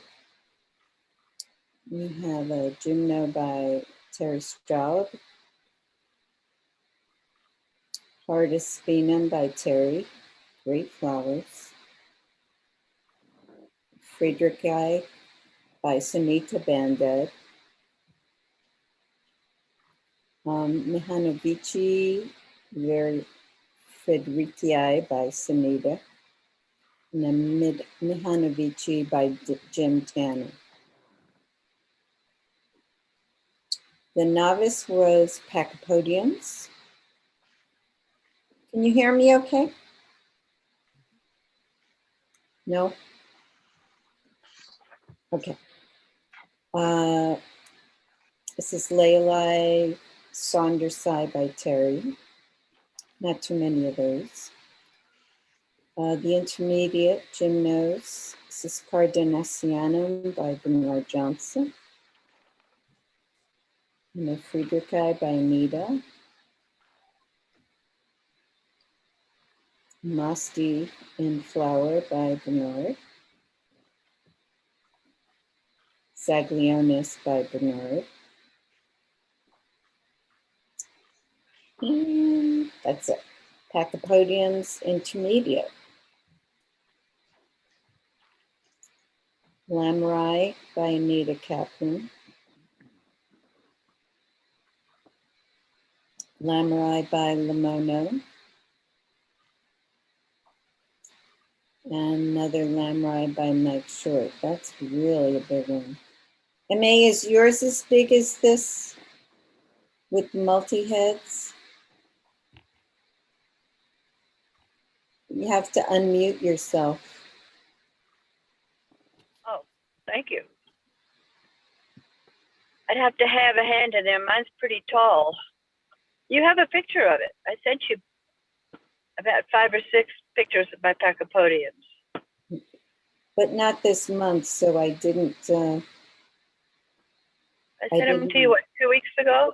2 weeks ago? Oh, I'm sorry. I don't know where it is. Oh, well. Can I just butt in for a second? Because I remember Dale will remember this. We had a lecture one time on from Madagascar, plants of Madagascar, and the speaker said that they'd never seen a Pachypodium that was actually in the soil. It was always sort of sitting on rocks with the roots going down into the soil. So I went home and I pulled this one up, and half of that pot, halfway down, at least halfway down, is pure pumice, nothing but pumice. There's only a little bit of soil at the bottom. Mm-hmm. And yeah, it's survived through the winter, several winters now, so it must be working a bit. Yeah. It's almost all pumice. Yeah. Right, Mike? Yeah. Growing really nicely.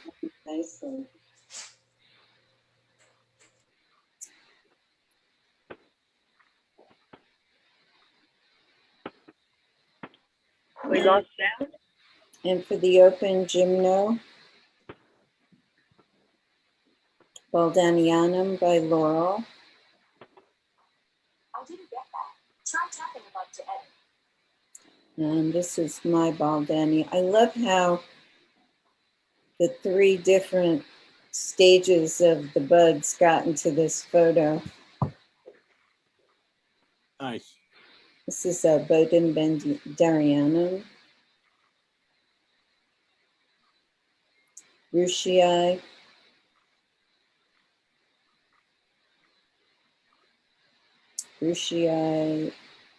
Matsetarii by Sally. This is another Cardenasianum, Euryplurum by Laurel. Love the color of that flower. Frederici by Laurel. Fredericii by Laurel.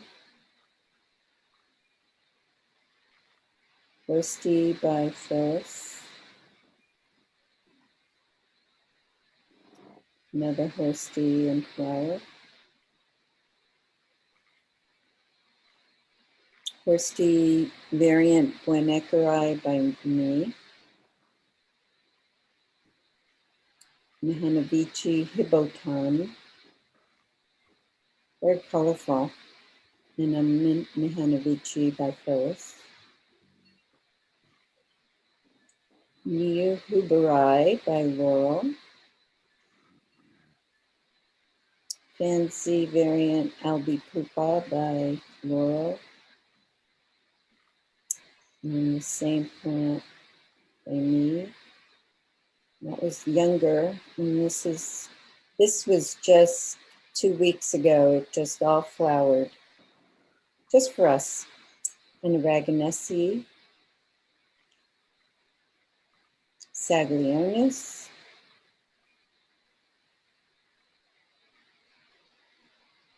Schroederianum, variant Longispinum by Laurel.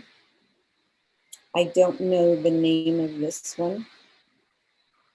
If anyone knows, let me know. This is another species by Sally with a close-up of a flower. A Spagazzini. And another Spagazzini close-up. Still waiting for it to bloom. Triacanthum by Laurel. And next for our Pachypodiums in the open category. Saundersi by Laurel. Bispinosum by Laurel. Revicali by Laurel. Pachypodium gracilius with a close-up of the flower. Lamurai by Phyllis. Another Lamurai. I think that's taller than me.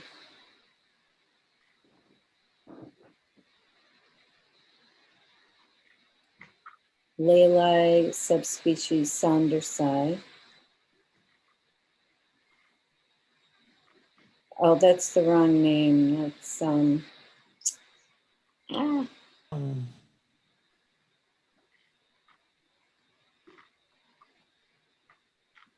Namaquanum.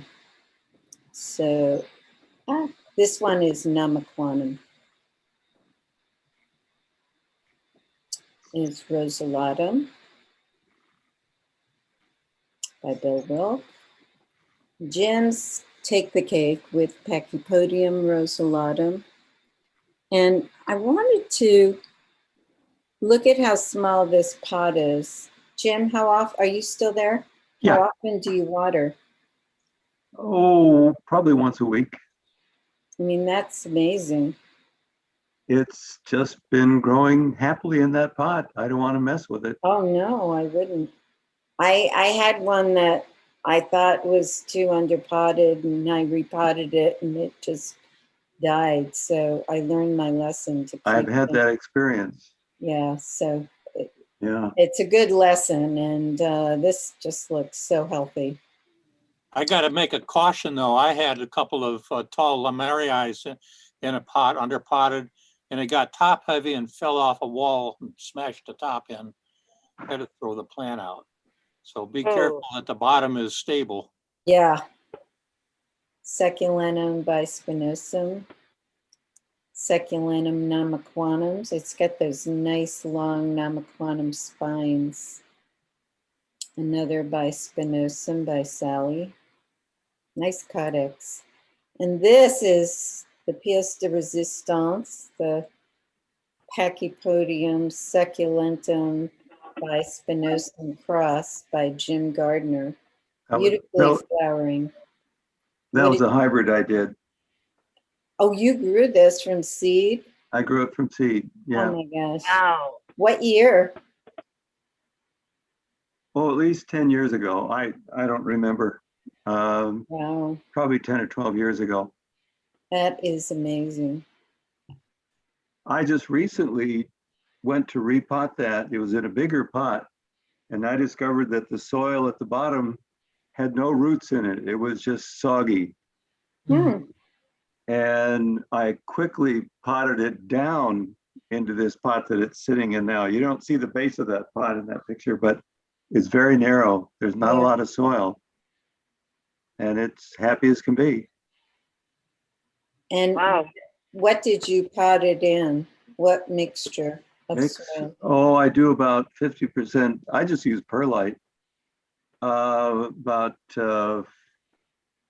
Let's see, 4 perlite, 3 standard potting mix, and 1 decomposed granite is the mix that I use. So it's pretty fast draining. Probably more organic than Ernesto would have used, but anyway. That pot doesn't have a hole in the bottom, does it? It does have a hole in the It does. bottom. And as you can see, it's got a little drainage area here as well, right? Where's that you're pointing at? Down at the bottom. At the bottom, yeah, you can just barely, at the very bottom of the picture, you can see how tiny the base is. It's a very narrow base. It's kind of an unstable pot, frankly. But yeah, there's a nickel-sized hole in the bottom of it. Oh, okay. And that's it. Stop share. Yay. Yay. Thank you everyone for sharing your plants. Is Gary Duke there? Yep, he's there. Oh, there he is. Did you want to talk, Gary? Do you want me to call you? Let's stop recording. Yeah, that's a good idea. Okay, we're good. Let me make one announcement. I think next Sunday is Father's Day. And the restaurant at the back of my property is going to have a special sale for Father's Day. But they asked me to sell plants at my back gate. So that's one can go treat your father and buy him a present all in the same visit. So just to let you know, I'll be involved in that. And if you want to stop by, you're welcome to have lunch and see what I have at my back gate. I won't be able to tour anybody because I got to kind of watch my plants back there. But what I wanted to talk to Jim about was they had asked me if I had any friends that would also want to set up, and they were thinking maybe pottery or other plant people. I didn't know if you had things planned, Jim, for next week, or if you had inventory, if you wanted to come over for a while. Thank you. I'm going to have to decline. Okay. First of all, we're going to San Diego to our sons. And I'm not making a lot of pottery right now. I'm doing almost entirely sculpture. So I've at least temporarily kind of moved on. I don't know how long it'll stay that way, but that's what I'm doing now. So I don't have much inventory. Okay. But thank you for asking. You're welcome. Is it open to anyone who wants to sell, or you just want to sell plants? Variegated Troy was, well, he had been using a group artist kiln type thing, and he bought his own kiln, so he was trying to set that up. He wasn't sure if he was going to have inventory or not. He was trying to set it up last weekend, but he had a lot of stuff to cook. Anybody else that wants to set up a table, I think they have room for maybe a total, besides my two across my gate, there's a room for maybe 2 or 3 tables over along the fence. I think that area is still open if anybody wants to come. Just let me know. Okay. And you're welcome to stop by and unload your plants here Friday afternoon. Because I think they open up at like 8 o'clock Sunday morning for breakfast. So I haven't got their ad yet. I gave them some information, but I haven't got anything back. I went over yesterday and said, were you guys going to publicize something? Because I'd like to put it on my website too. But right now, they said the people that does their advertising was behind the power curve, I guess, and hopefully it'll come out Monday or Tuesday. Okay. Mike, Yeah, I'm on my way. If you have something, we can put it up on the website. Okay. Great. But Maria, if you want to bring something over, just let me know. Okay, and it's just Sunday, right? Yes. Okay. I was thinking some of the plants that the club, we've been storing for the club. Right. Maybe we could sell for the club, but we'll see. I'll talk to you about it. Okay. The other thing you might consider is sometime in July or later part of early July or late August, I told him Garibaldo's wants to have another pop-up sale. They do more landscaping business with larger contractors. In fact, they have a contract with Legoland to supply plants to Legoland. So they said doing business with the public is kind of a downside for them. But they catered to drought tolerant and native California plants. And so I've been trying to get them interested in Dudley's. But I think I said, pick a date and I'm sure we can get 10 or 12 vendors like we did the last time and have a local pop-up sale. And the last time they did it was 2 days and GT did it for 1 day, but that's up for grabs.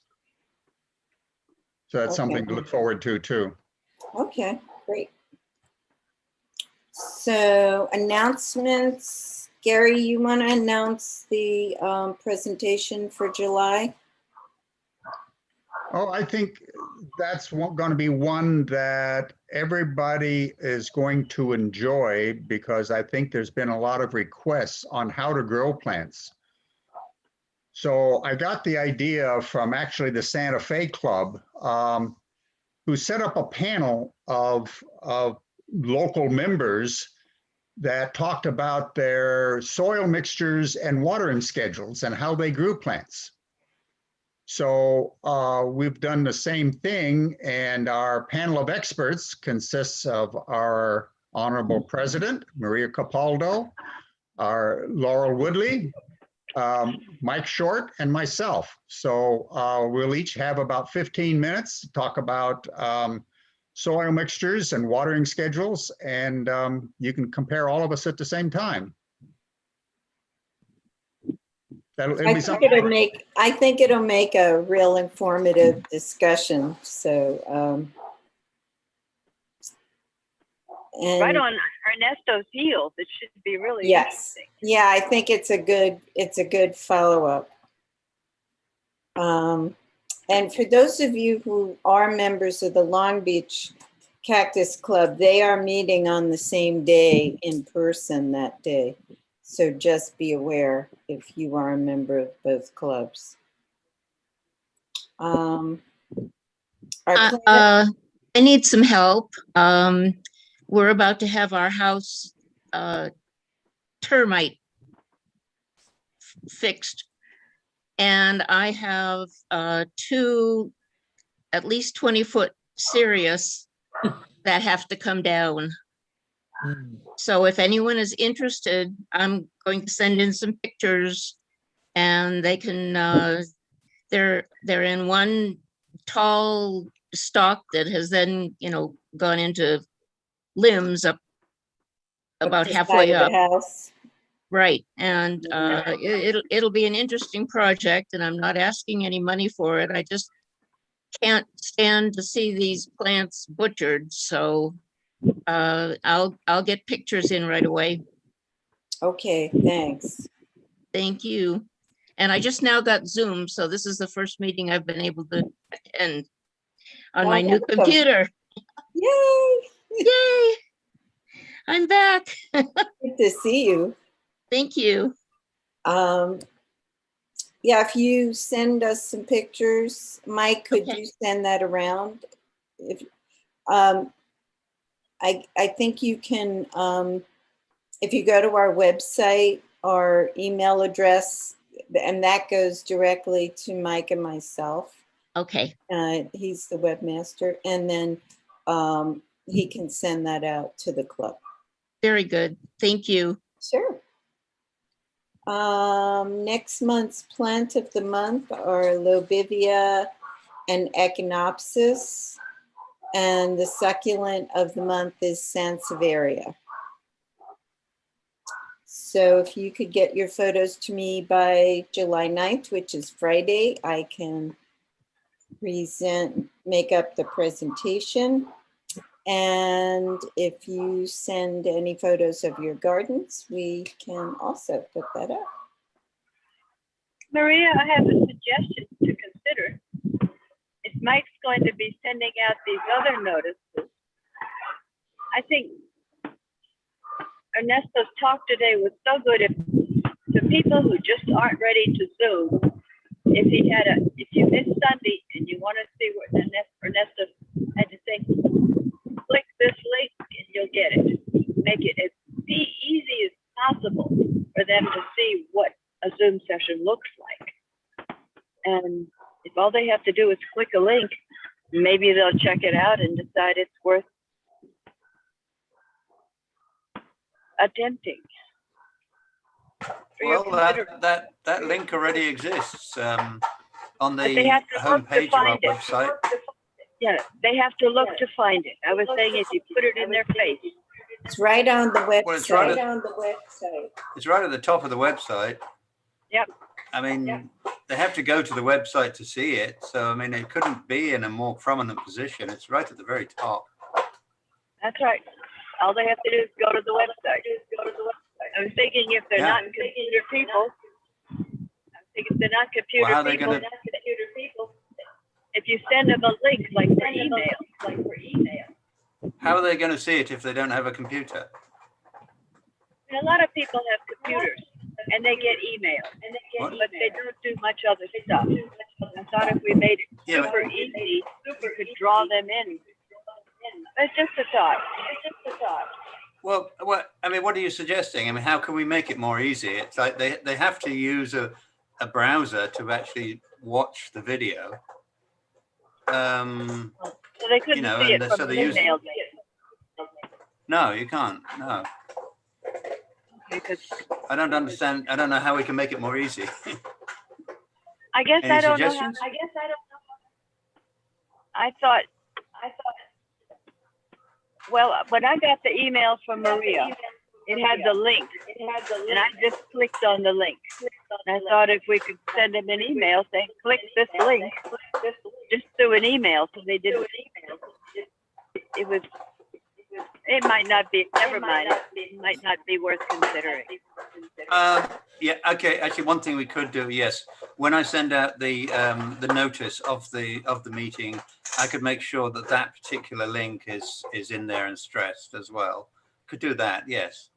Okay. So they have the Yeah, Zoom you link guys- and they have the recording link as well.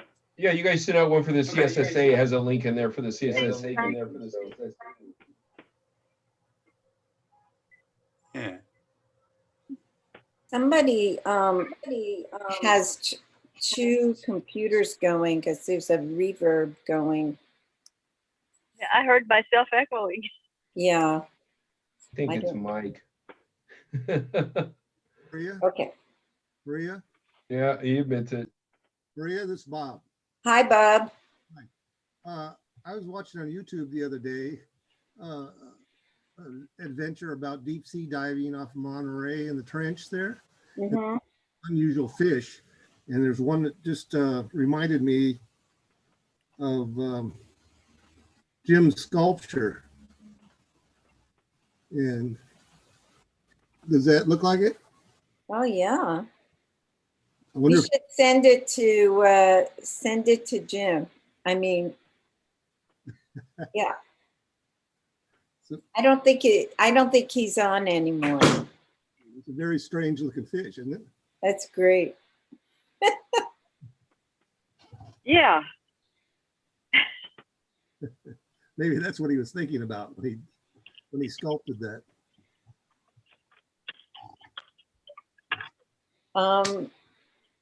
Okay.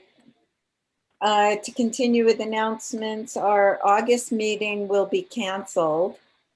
The Inner City Show and Sale is being held August 14th and 15th with setup and judging on the 12th and 13th. And so we decided to cancel our meeting. And I would encourage everyone who's longing to resume showing and buying plants to attend and get involved. That will be at the LA Arboretum.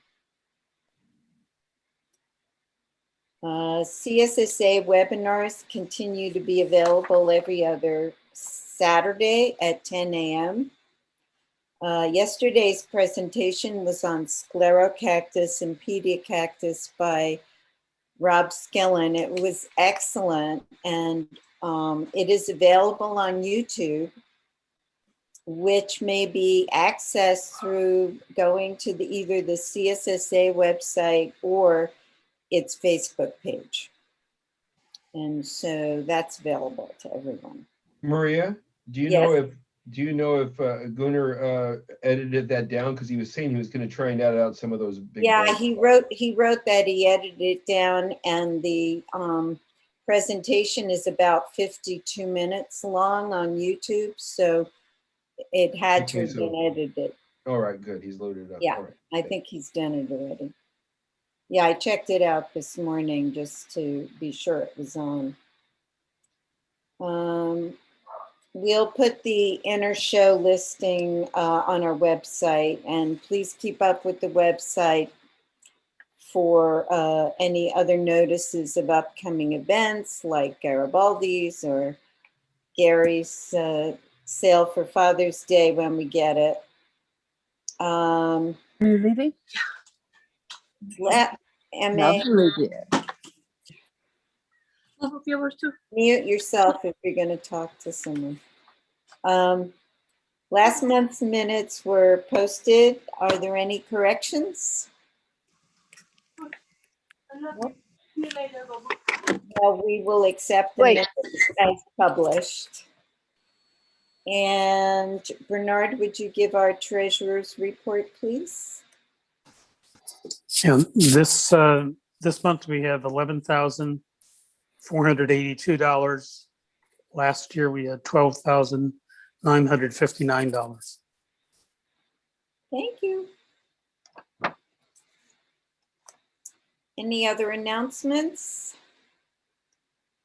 Comments? Okay, well, thank you very much. We will adjourn and see you next month. Bye, everybody. Laurel, you can wave. It's okay.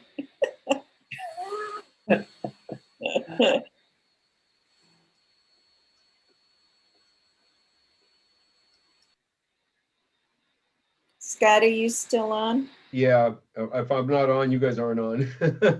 That's I see your turtle. Yeah. As far as next month's go, I just found out what the speaker is for. They were originally, I thought Long Beach was going to have just like a business meeting or two to try and get stuff together without a speaker, but I just found out why this meeting was going on. They've scheduled a speaker. It's going to be Russell Ray. Have you seen his book he wrote on? Oh, yeah. Like Fibonacci numbers and sequences and the plants and stuff. He's going to be talking about that book. So I thought we were going to do some kind of house cleaning business stuff we need to take care of, but it looks like we have a speaker now. So I don't know what's going to happen. I don't know if I'm going to go to the meeting or come to this meeting, but if we can get someone, all I have to do is, as the host, is just open up the participant page and watch the microphones. And when someone is speaking, just turn off their microphone if they're speaking out of turn or if there's some background noise. And if someone has, I don't know if you know someone with 2 screens. Does Bernard have 2 screens? Why? Tell me what. Well, one screen you can leave the meeting running where you can watch the meeting, and then on the other screen, like that's how I do it. I have 2 screens. One screen has the meeting, the other screen I have a breakdown of all the people in the meeting, the little shot you get, and then over on the side it has the participants and I can see their microphones.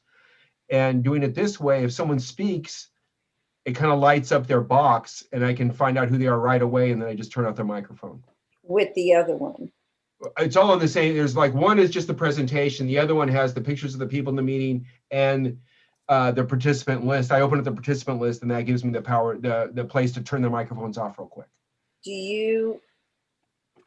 Are you going into Zoom on 2 computers? No, it's when you set it up, you can set it up to run. If you have 2 screens, they'll split on 2 screens.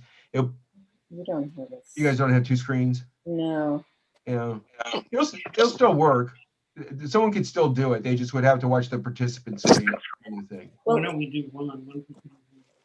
What do you mean one-on-one? We could have an online. Well, that's the way we do it, but I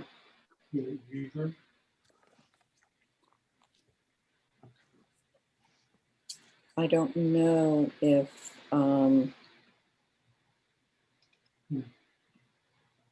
Can you see my screen now?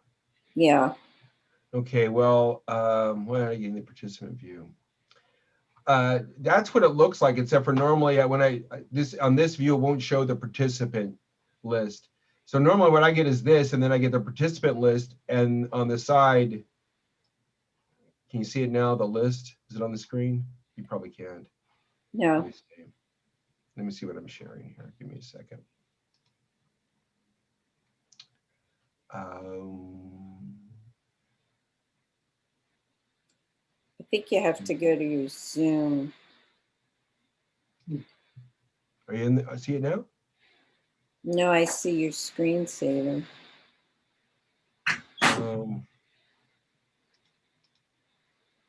Well, anyway, I can't get it to show that to you, but they just open up the participant and gives you a list of all the people in there, and their microphones that are off are red with a line through them, and the ones that are open. Oh yeah, I know how to do that. Right. Yeah. But how do I? Do you make me the host? Right. I can make you make you a co-host right now, like you are right now. All right. So now does that give you power to do that? So. Can you see participants at the bottom or on the top? Yeah, or I'm in the participants. And you see all the list of everyone. Yes. Can you try and turn off my microphone? When I go to you, I can mute you. Now I can't hear you. There you go. See? So if I make you the co-host, it gives you all the powers to do it. So okay. I can start the meeting and you can just beforehand, you can go in and join it. I'll just make you the co-host, or I'll just turn over the hosting to you, and then I won't have any powers for that meeting. And then you can assign it to someone else if you want it during the meeting as the host. You can just give someone else the co-hosting abilities to turn the mic off and on. But that's really all you do. Yeah, I'm gonna get rid of everybody else. See, I can remove people. Okay, now it's just me and you in here. Basically, the main offenders are MA and DeForest. Dale, yeah. Dale. They just and I think Jim occasionally talks to someone in the background. That's basically what happens. Someone walks through the room and they talk for a second. Right. And usually by the time I reach up to turn the microphone off, the disturbance is over. So it's, you know, it's a good group. They stay relatively quiet, and most of the people keep their mics off. Me. Yeah, she's a little not in touch with how much extra how much is picked up by the microphone. I think she was talking at the very end. She was talking to someone there. I don't know who she was talking to. Yeah. She was talking to her. She does that all the time. Her roommates come in, and instead of muting herself first, she just starts talking to them. So I know. So you know, I've learned over time who to keep my eye on. But normally it's just 3 or 4 microphones are on anyway. Yeah. And they move up to the top of the list. So it's not very hard. You don't have to look through a big long list. As the people turn on their microphones, they move to the top so that it's easy to get at them. So I'm not completely sure I'm going there, but I feel like I want to, because it's our first meeting at the new place and everything. And yeah, I want her to go too, but yeah, I'm a little disappointed you won't be there, Maria. But can't go. And you know, Russell Ray was supposed to speak at our one of our meetings, but I think it was canceled because of COVID. So I would have looked forward to hearing his presentation. Yeah. Oh, so he didn't pick up for a Zoom, huh? I don't know if no, because I've been hosting him, so I know Russell didn't. No, I mean, I don't know if Gary asked him to Zoom or not. I don't know. But no, he did not speak to us on a Zoom, and but I was looking forward to his presentation. Maybe. So do you have speakers set up for the whole rest of the year? No. Okay. So we just have July and not after that. And in August, it's always hard to get a speaker because everyone's usually going to the inner city show. Yeah. But what happens is Woody is in town for the inner city show. So he usually drives down. Yeah. Comes to our meeting, does his presentation, and then judges, and then takes off and to get his plants out of there. And he usually gets back up there by 4 or 4:30. Yeah. So it works for him. You know, that was when we used to get Woody because he was in town. I was just going to say that, you know, maybe not getting Woody, but having the show might bring other people into town that might make it easier to have a speaker or two. But the meetings are like 2 or 3 weeks ahead of the show, so it's not going to happen. It's on Zoom, and we're not going to have a meeting in person in August. So there's no word on when you guys are going to go back, because I think I told you Orange County's going in on the 24th to the church they meet at, and we're going in on the 11th. Yeah, they would have let us in on the 3rd, but they want to charge us 3 times as much for the day. I would have to find another place, and I'd have to take all our stuff out of the garden in order to have the meeting. And, I mean, it's so much work, and I'm just not willing to do it. Yeah, you guys are hoping to get back up on the hill. I'm not getting any assistance in doing a lot of the tasks that need to get done. And so, you know, Gary and Jade have told me they don't want to find speakers anymore. The secretary doesn't want to, you know, wants to be relieved of her position. Oh, really? Well, I know they want to get speakers anymore, just too much work. Yeah, they've been doing it for 10 years, I guess, and they're tired of it. Yeah. And, you know, so I mean, Gary's been looking for someone to relieve him of that about 2 years ago, and nobody would do it. And I think that's why everybody lets Woody do it for him, or so many clubs Right. do. And I really don't want to do that. I mean, Laura, Rosalie at Sunset gets the speakers herself. She's Yeah. the president there. And, you know, if that starts falling on me too, then, you know, it just gets to be physically a lot of work to set up a meeting somewhere else. Right. Well, And we were lucky because we were looking, but they wanted us out of there so bad that yeah, they you guys were looking anyway, and you Yeah. lucked out to find something. Well, the place we're going to was actually suggested by the last place Yeah. we were at. Like they wanted us out. They just like, And people, you know, you needed a place anyway.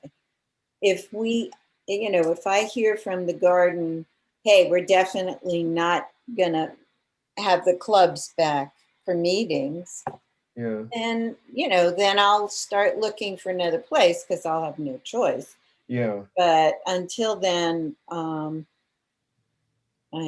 gonna hold off and see what happens. I think, you know, I think we should know something within the next few months.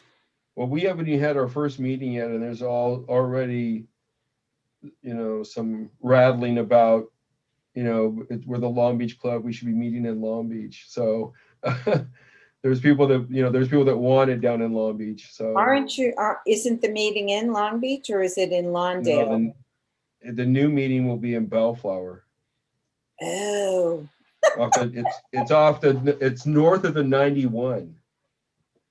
North of the 91 and just west of the 605. So far from Long Beach, yeah. Yeah. Well, we used to meet further west off the 91, you know, at the Dominguez Adobe. Dominguez Hills, yeah.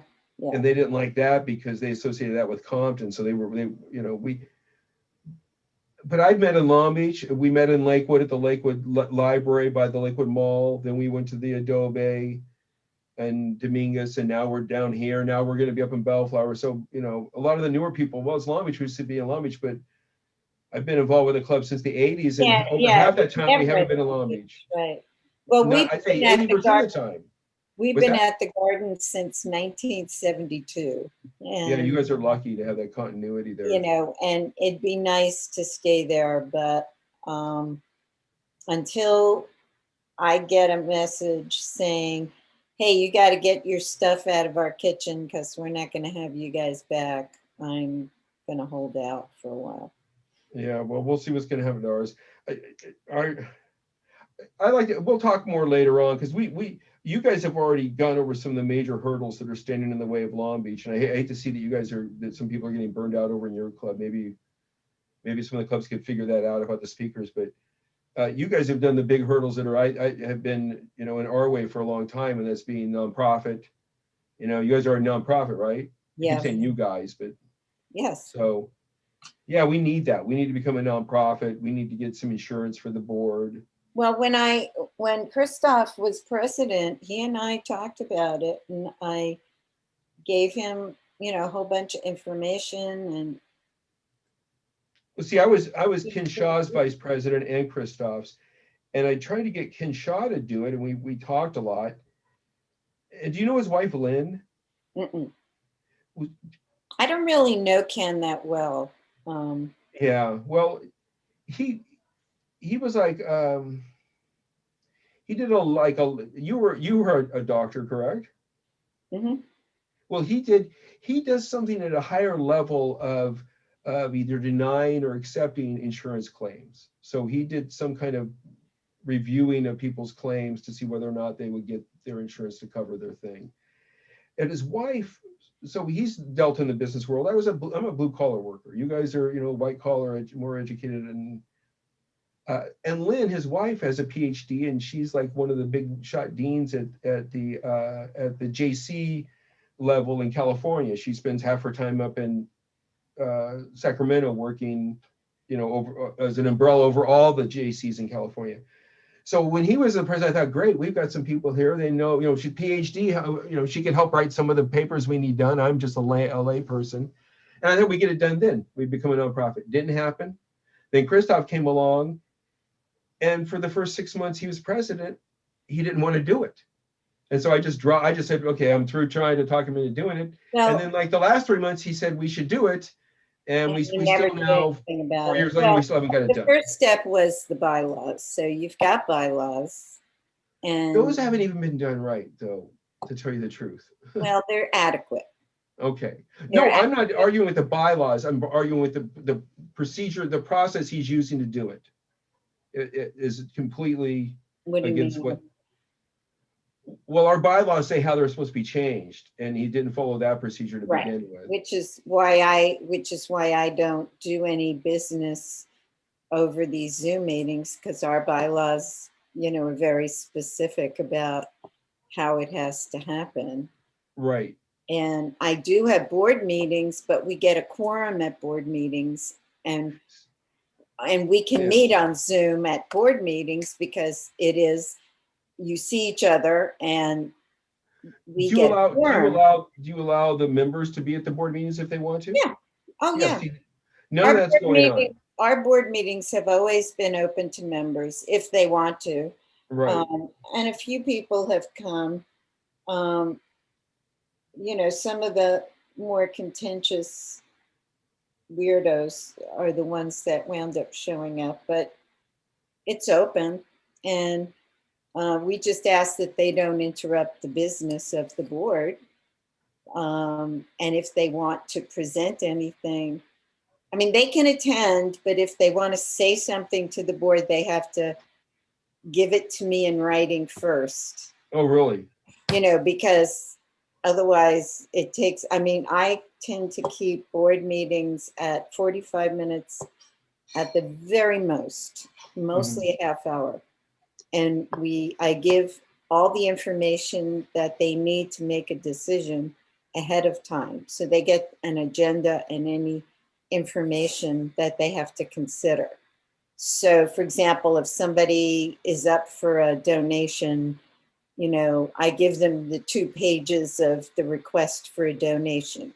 Well, so that's how I run the board meetings. So if somebody wants to come in and say something to the board and present something, they have to give me something so I can put it on the agenda. What if they want to speak to what's already on the agenda? What if they're not adding to the agenda? They just want to talk to what you guys already talked on. I realize they don't get a vote on what you guys are voting on. Yeah, no, if they want to input on the agenda, they just have to tell me that's what they're there for. Yeah. Okay, but they don't have to submit anything in writing for that. No. Okay. Only if they want something considered by the board that isn't already on the agenda. Okay. Well, you did say quorum, and see, he's done all kinds of things without ever having a quorum. Right. He's never had a quorum. And he had the bylaws approved without a quorum. So, so that the first thing he should do when he meets in person is, if you have a quorum, is officially approve the bylaws with the quorum. Right. Just to be, Well, I think before he does that, he should make sure that everyone knows what the changes are going to be. That's part of the bylaws. Originally, it said that you had to the changes had to be submitted in writing into the newsletter for 3 consecutive months before the vote takes place, or there's some other thing he has to do. I didn't write them, so I don't. No, the new one doesn't say that. The new one just says it. No, I understand that, Maria, but to change the old ones, you have to follow the old ones. You can't just say we're going to change this now. If the old one said it had to be done. I didn't know what the old one said. Okay. Yeah, the old one said these are what we have to do to make the changes. And everything he's done, and it also says right in him, it needs 5 votes, and there's never been a 5 vote on anything. Yeah, that's not good. And I talked to him when he first got in and said, the first thing you need to do, James, is get have your directors. It can't just be you guys. It has to be these other people. There's more people that vote on this when you vote on things. Right. So. Yeah, that's why, I haven't held officer elections either, because we don't get a quorum at meetings to hold elections. Really? And our bylaws say elections have to be held every June or July. And I think it's June. And that's why I made the announcement last month that in lieu of holding elections, I've asked if everyone will continue. And I made the announcement on the Right. newsletter as well, saying if anyone wants to volunteer, we could Right. hold elections. We could figure out some way to hold elections, but nobody And cares. how do you guys normally have your elections? In June. No, how? What's the process? Oh, Because we don't well, normally have like we have a elections. nominating committee Right. who goes to everyone who's an officer and says, do you want to be relieved? Do you want to continue? Okay. And if they want to continue, and we say everyone on the board wants to continue in the May meeting. And is there anyone who would like to nominate themselves, or does anyone have nominations for the floor? So we call for nominations from the floor as well. Mhm. If there are none, then we just, approve the slate with voting by hand. Mm-hmm. Well, we've always done it. Well, it seems like the past couple of presidents just kind of done it their own way. But going into Ken Shaw was always kind of be done like, these are the people that are doing it. If they want to keep doing it, they can keep doing it. If they don't, these are going to be the replacements, and these are the people they're going to replace. And it's just like either approve them or don't approve them. It's not like we run different candidates. We don't have multiple candidates for Because multiple offices. we don't have candidate. In the distant past, we had a few people who were interested in doing a couple of positions. So we actually had a vote, and Mm-hmm. we haven't had that in 15, 20 years. I mean, the last president before me was Dale, and he basically couldn't see or hear well enough to conduct the meetings, and Really? and he knew it, and that's why he was talking about driving. Driving. He doesn't see well enough to drive. He shouldn't be driving. Oh Lord. But he he just couldn't do it. And the year before I became president, he wanted me to run, and I had just retired, and I said, I just need a year to myself and not, of retirement before I take this on. So I've been retired 6 years. I've been president. This is my 5th year. Wow. Nobody wants to do it. That's no. Yeah, well, we had Hank for 10 years, and then I think Gary did it for a year or two, and then we had Eunice, and that was the lowest point for the club. Yeah. Membership wise, financially, everything. We barely made it out of there. And then we had a guy, John. I don't know if you know John. He was the president for about 5 years, but you either get people that are willing to do it for 5 or 10 years, or they do it for a year and they're kind of like, let's let someone else do it now. Right. So we'll see. Okay. Well, thank you very much. Yeah, you're welcome. I'm still working on whether or not I'm going to be there for next meeting or not, but you can see, you know how to do it. I can hand it over to you or just make you the host or whatever. Okay.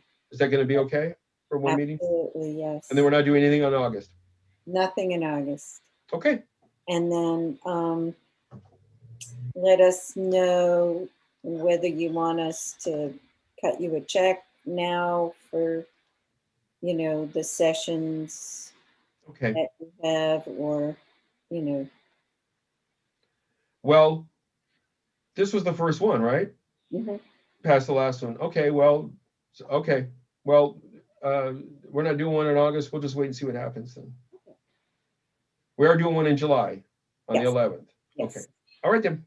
I'll talk to you later, Maria. Take care.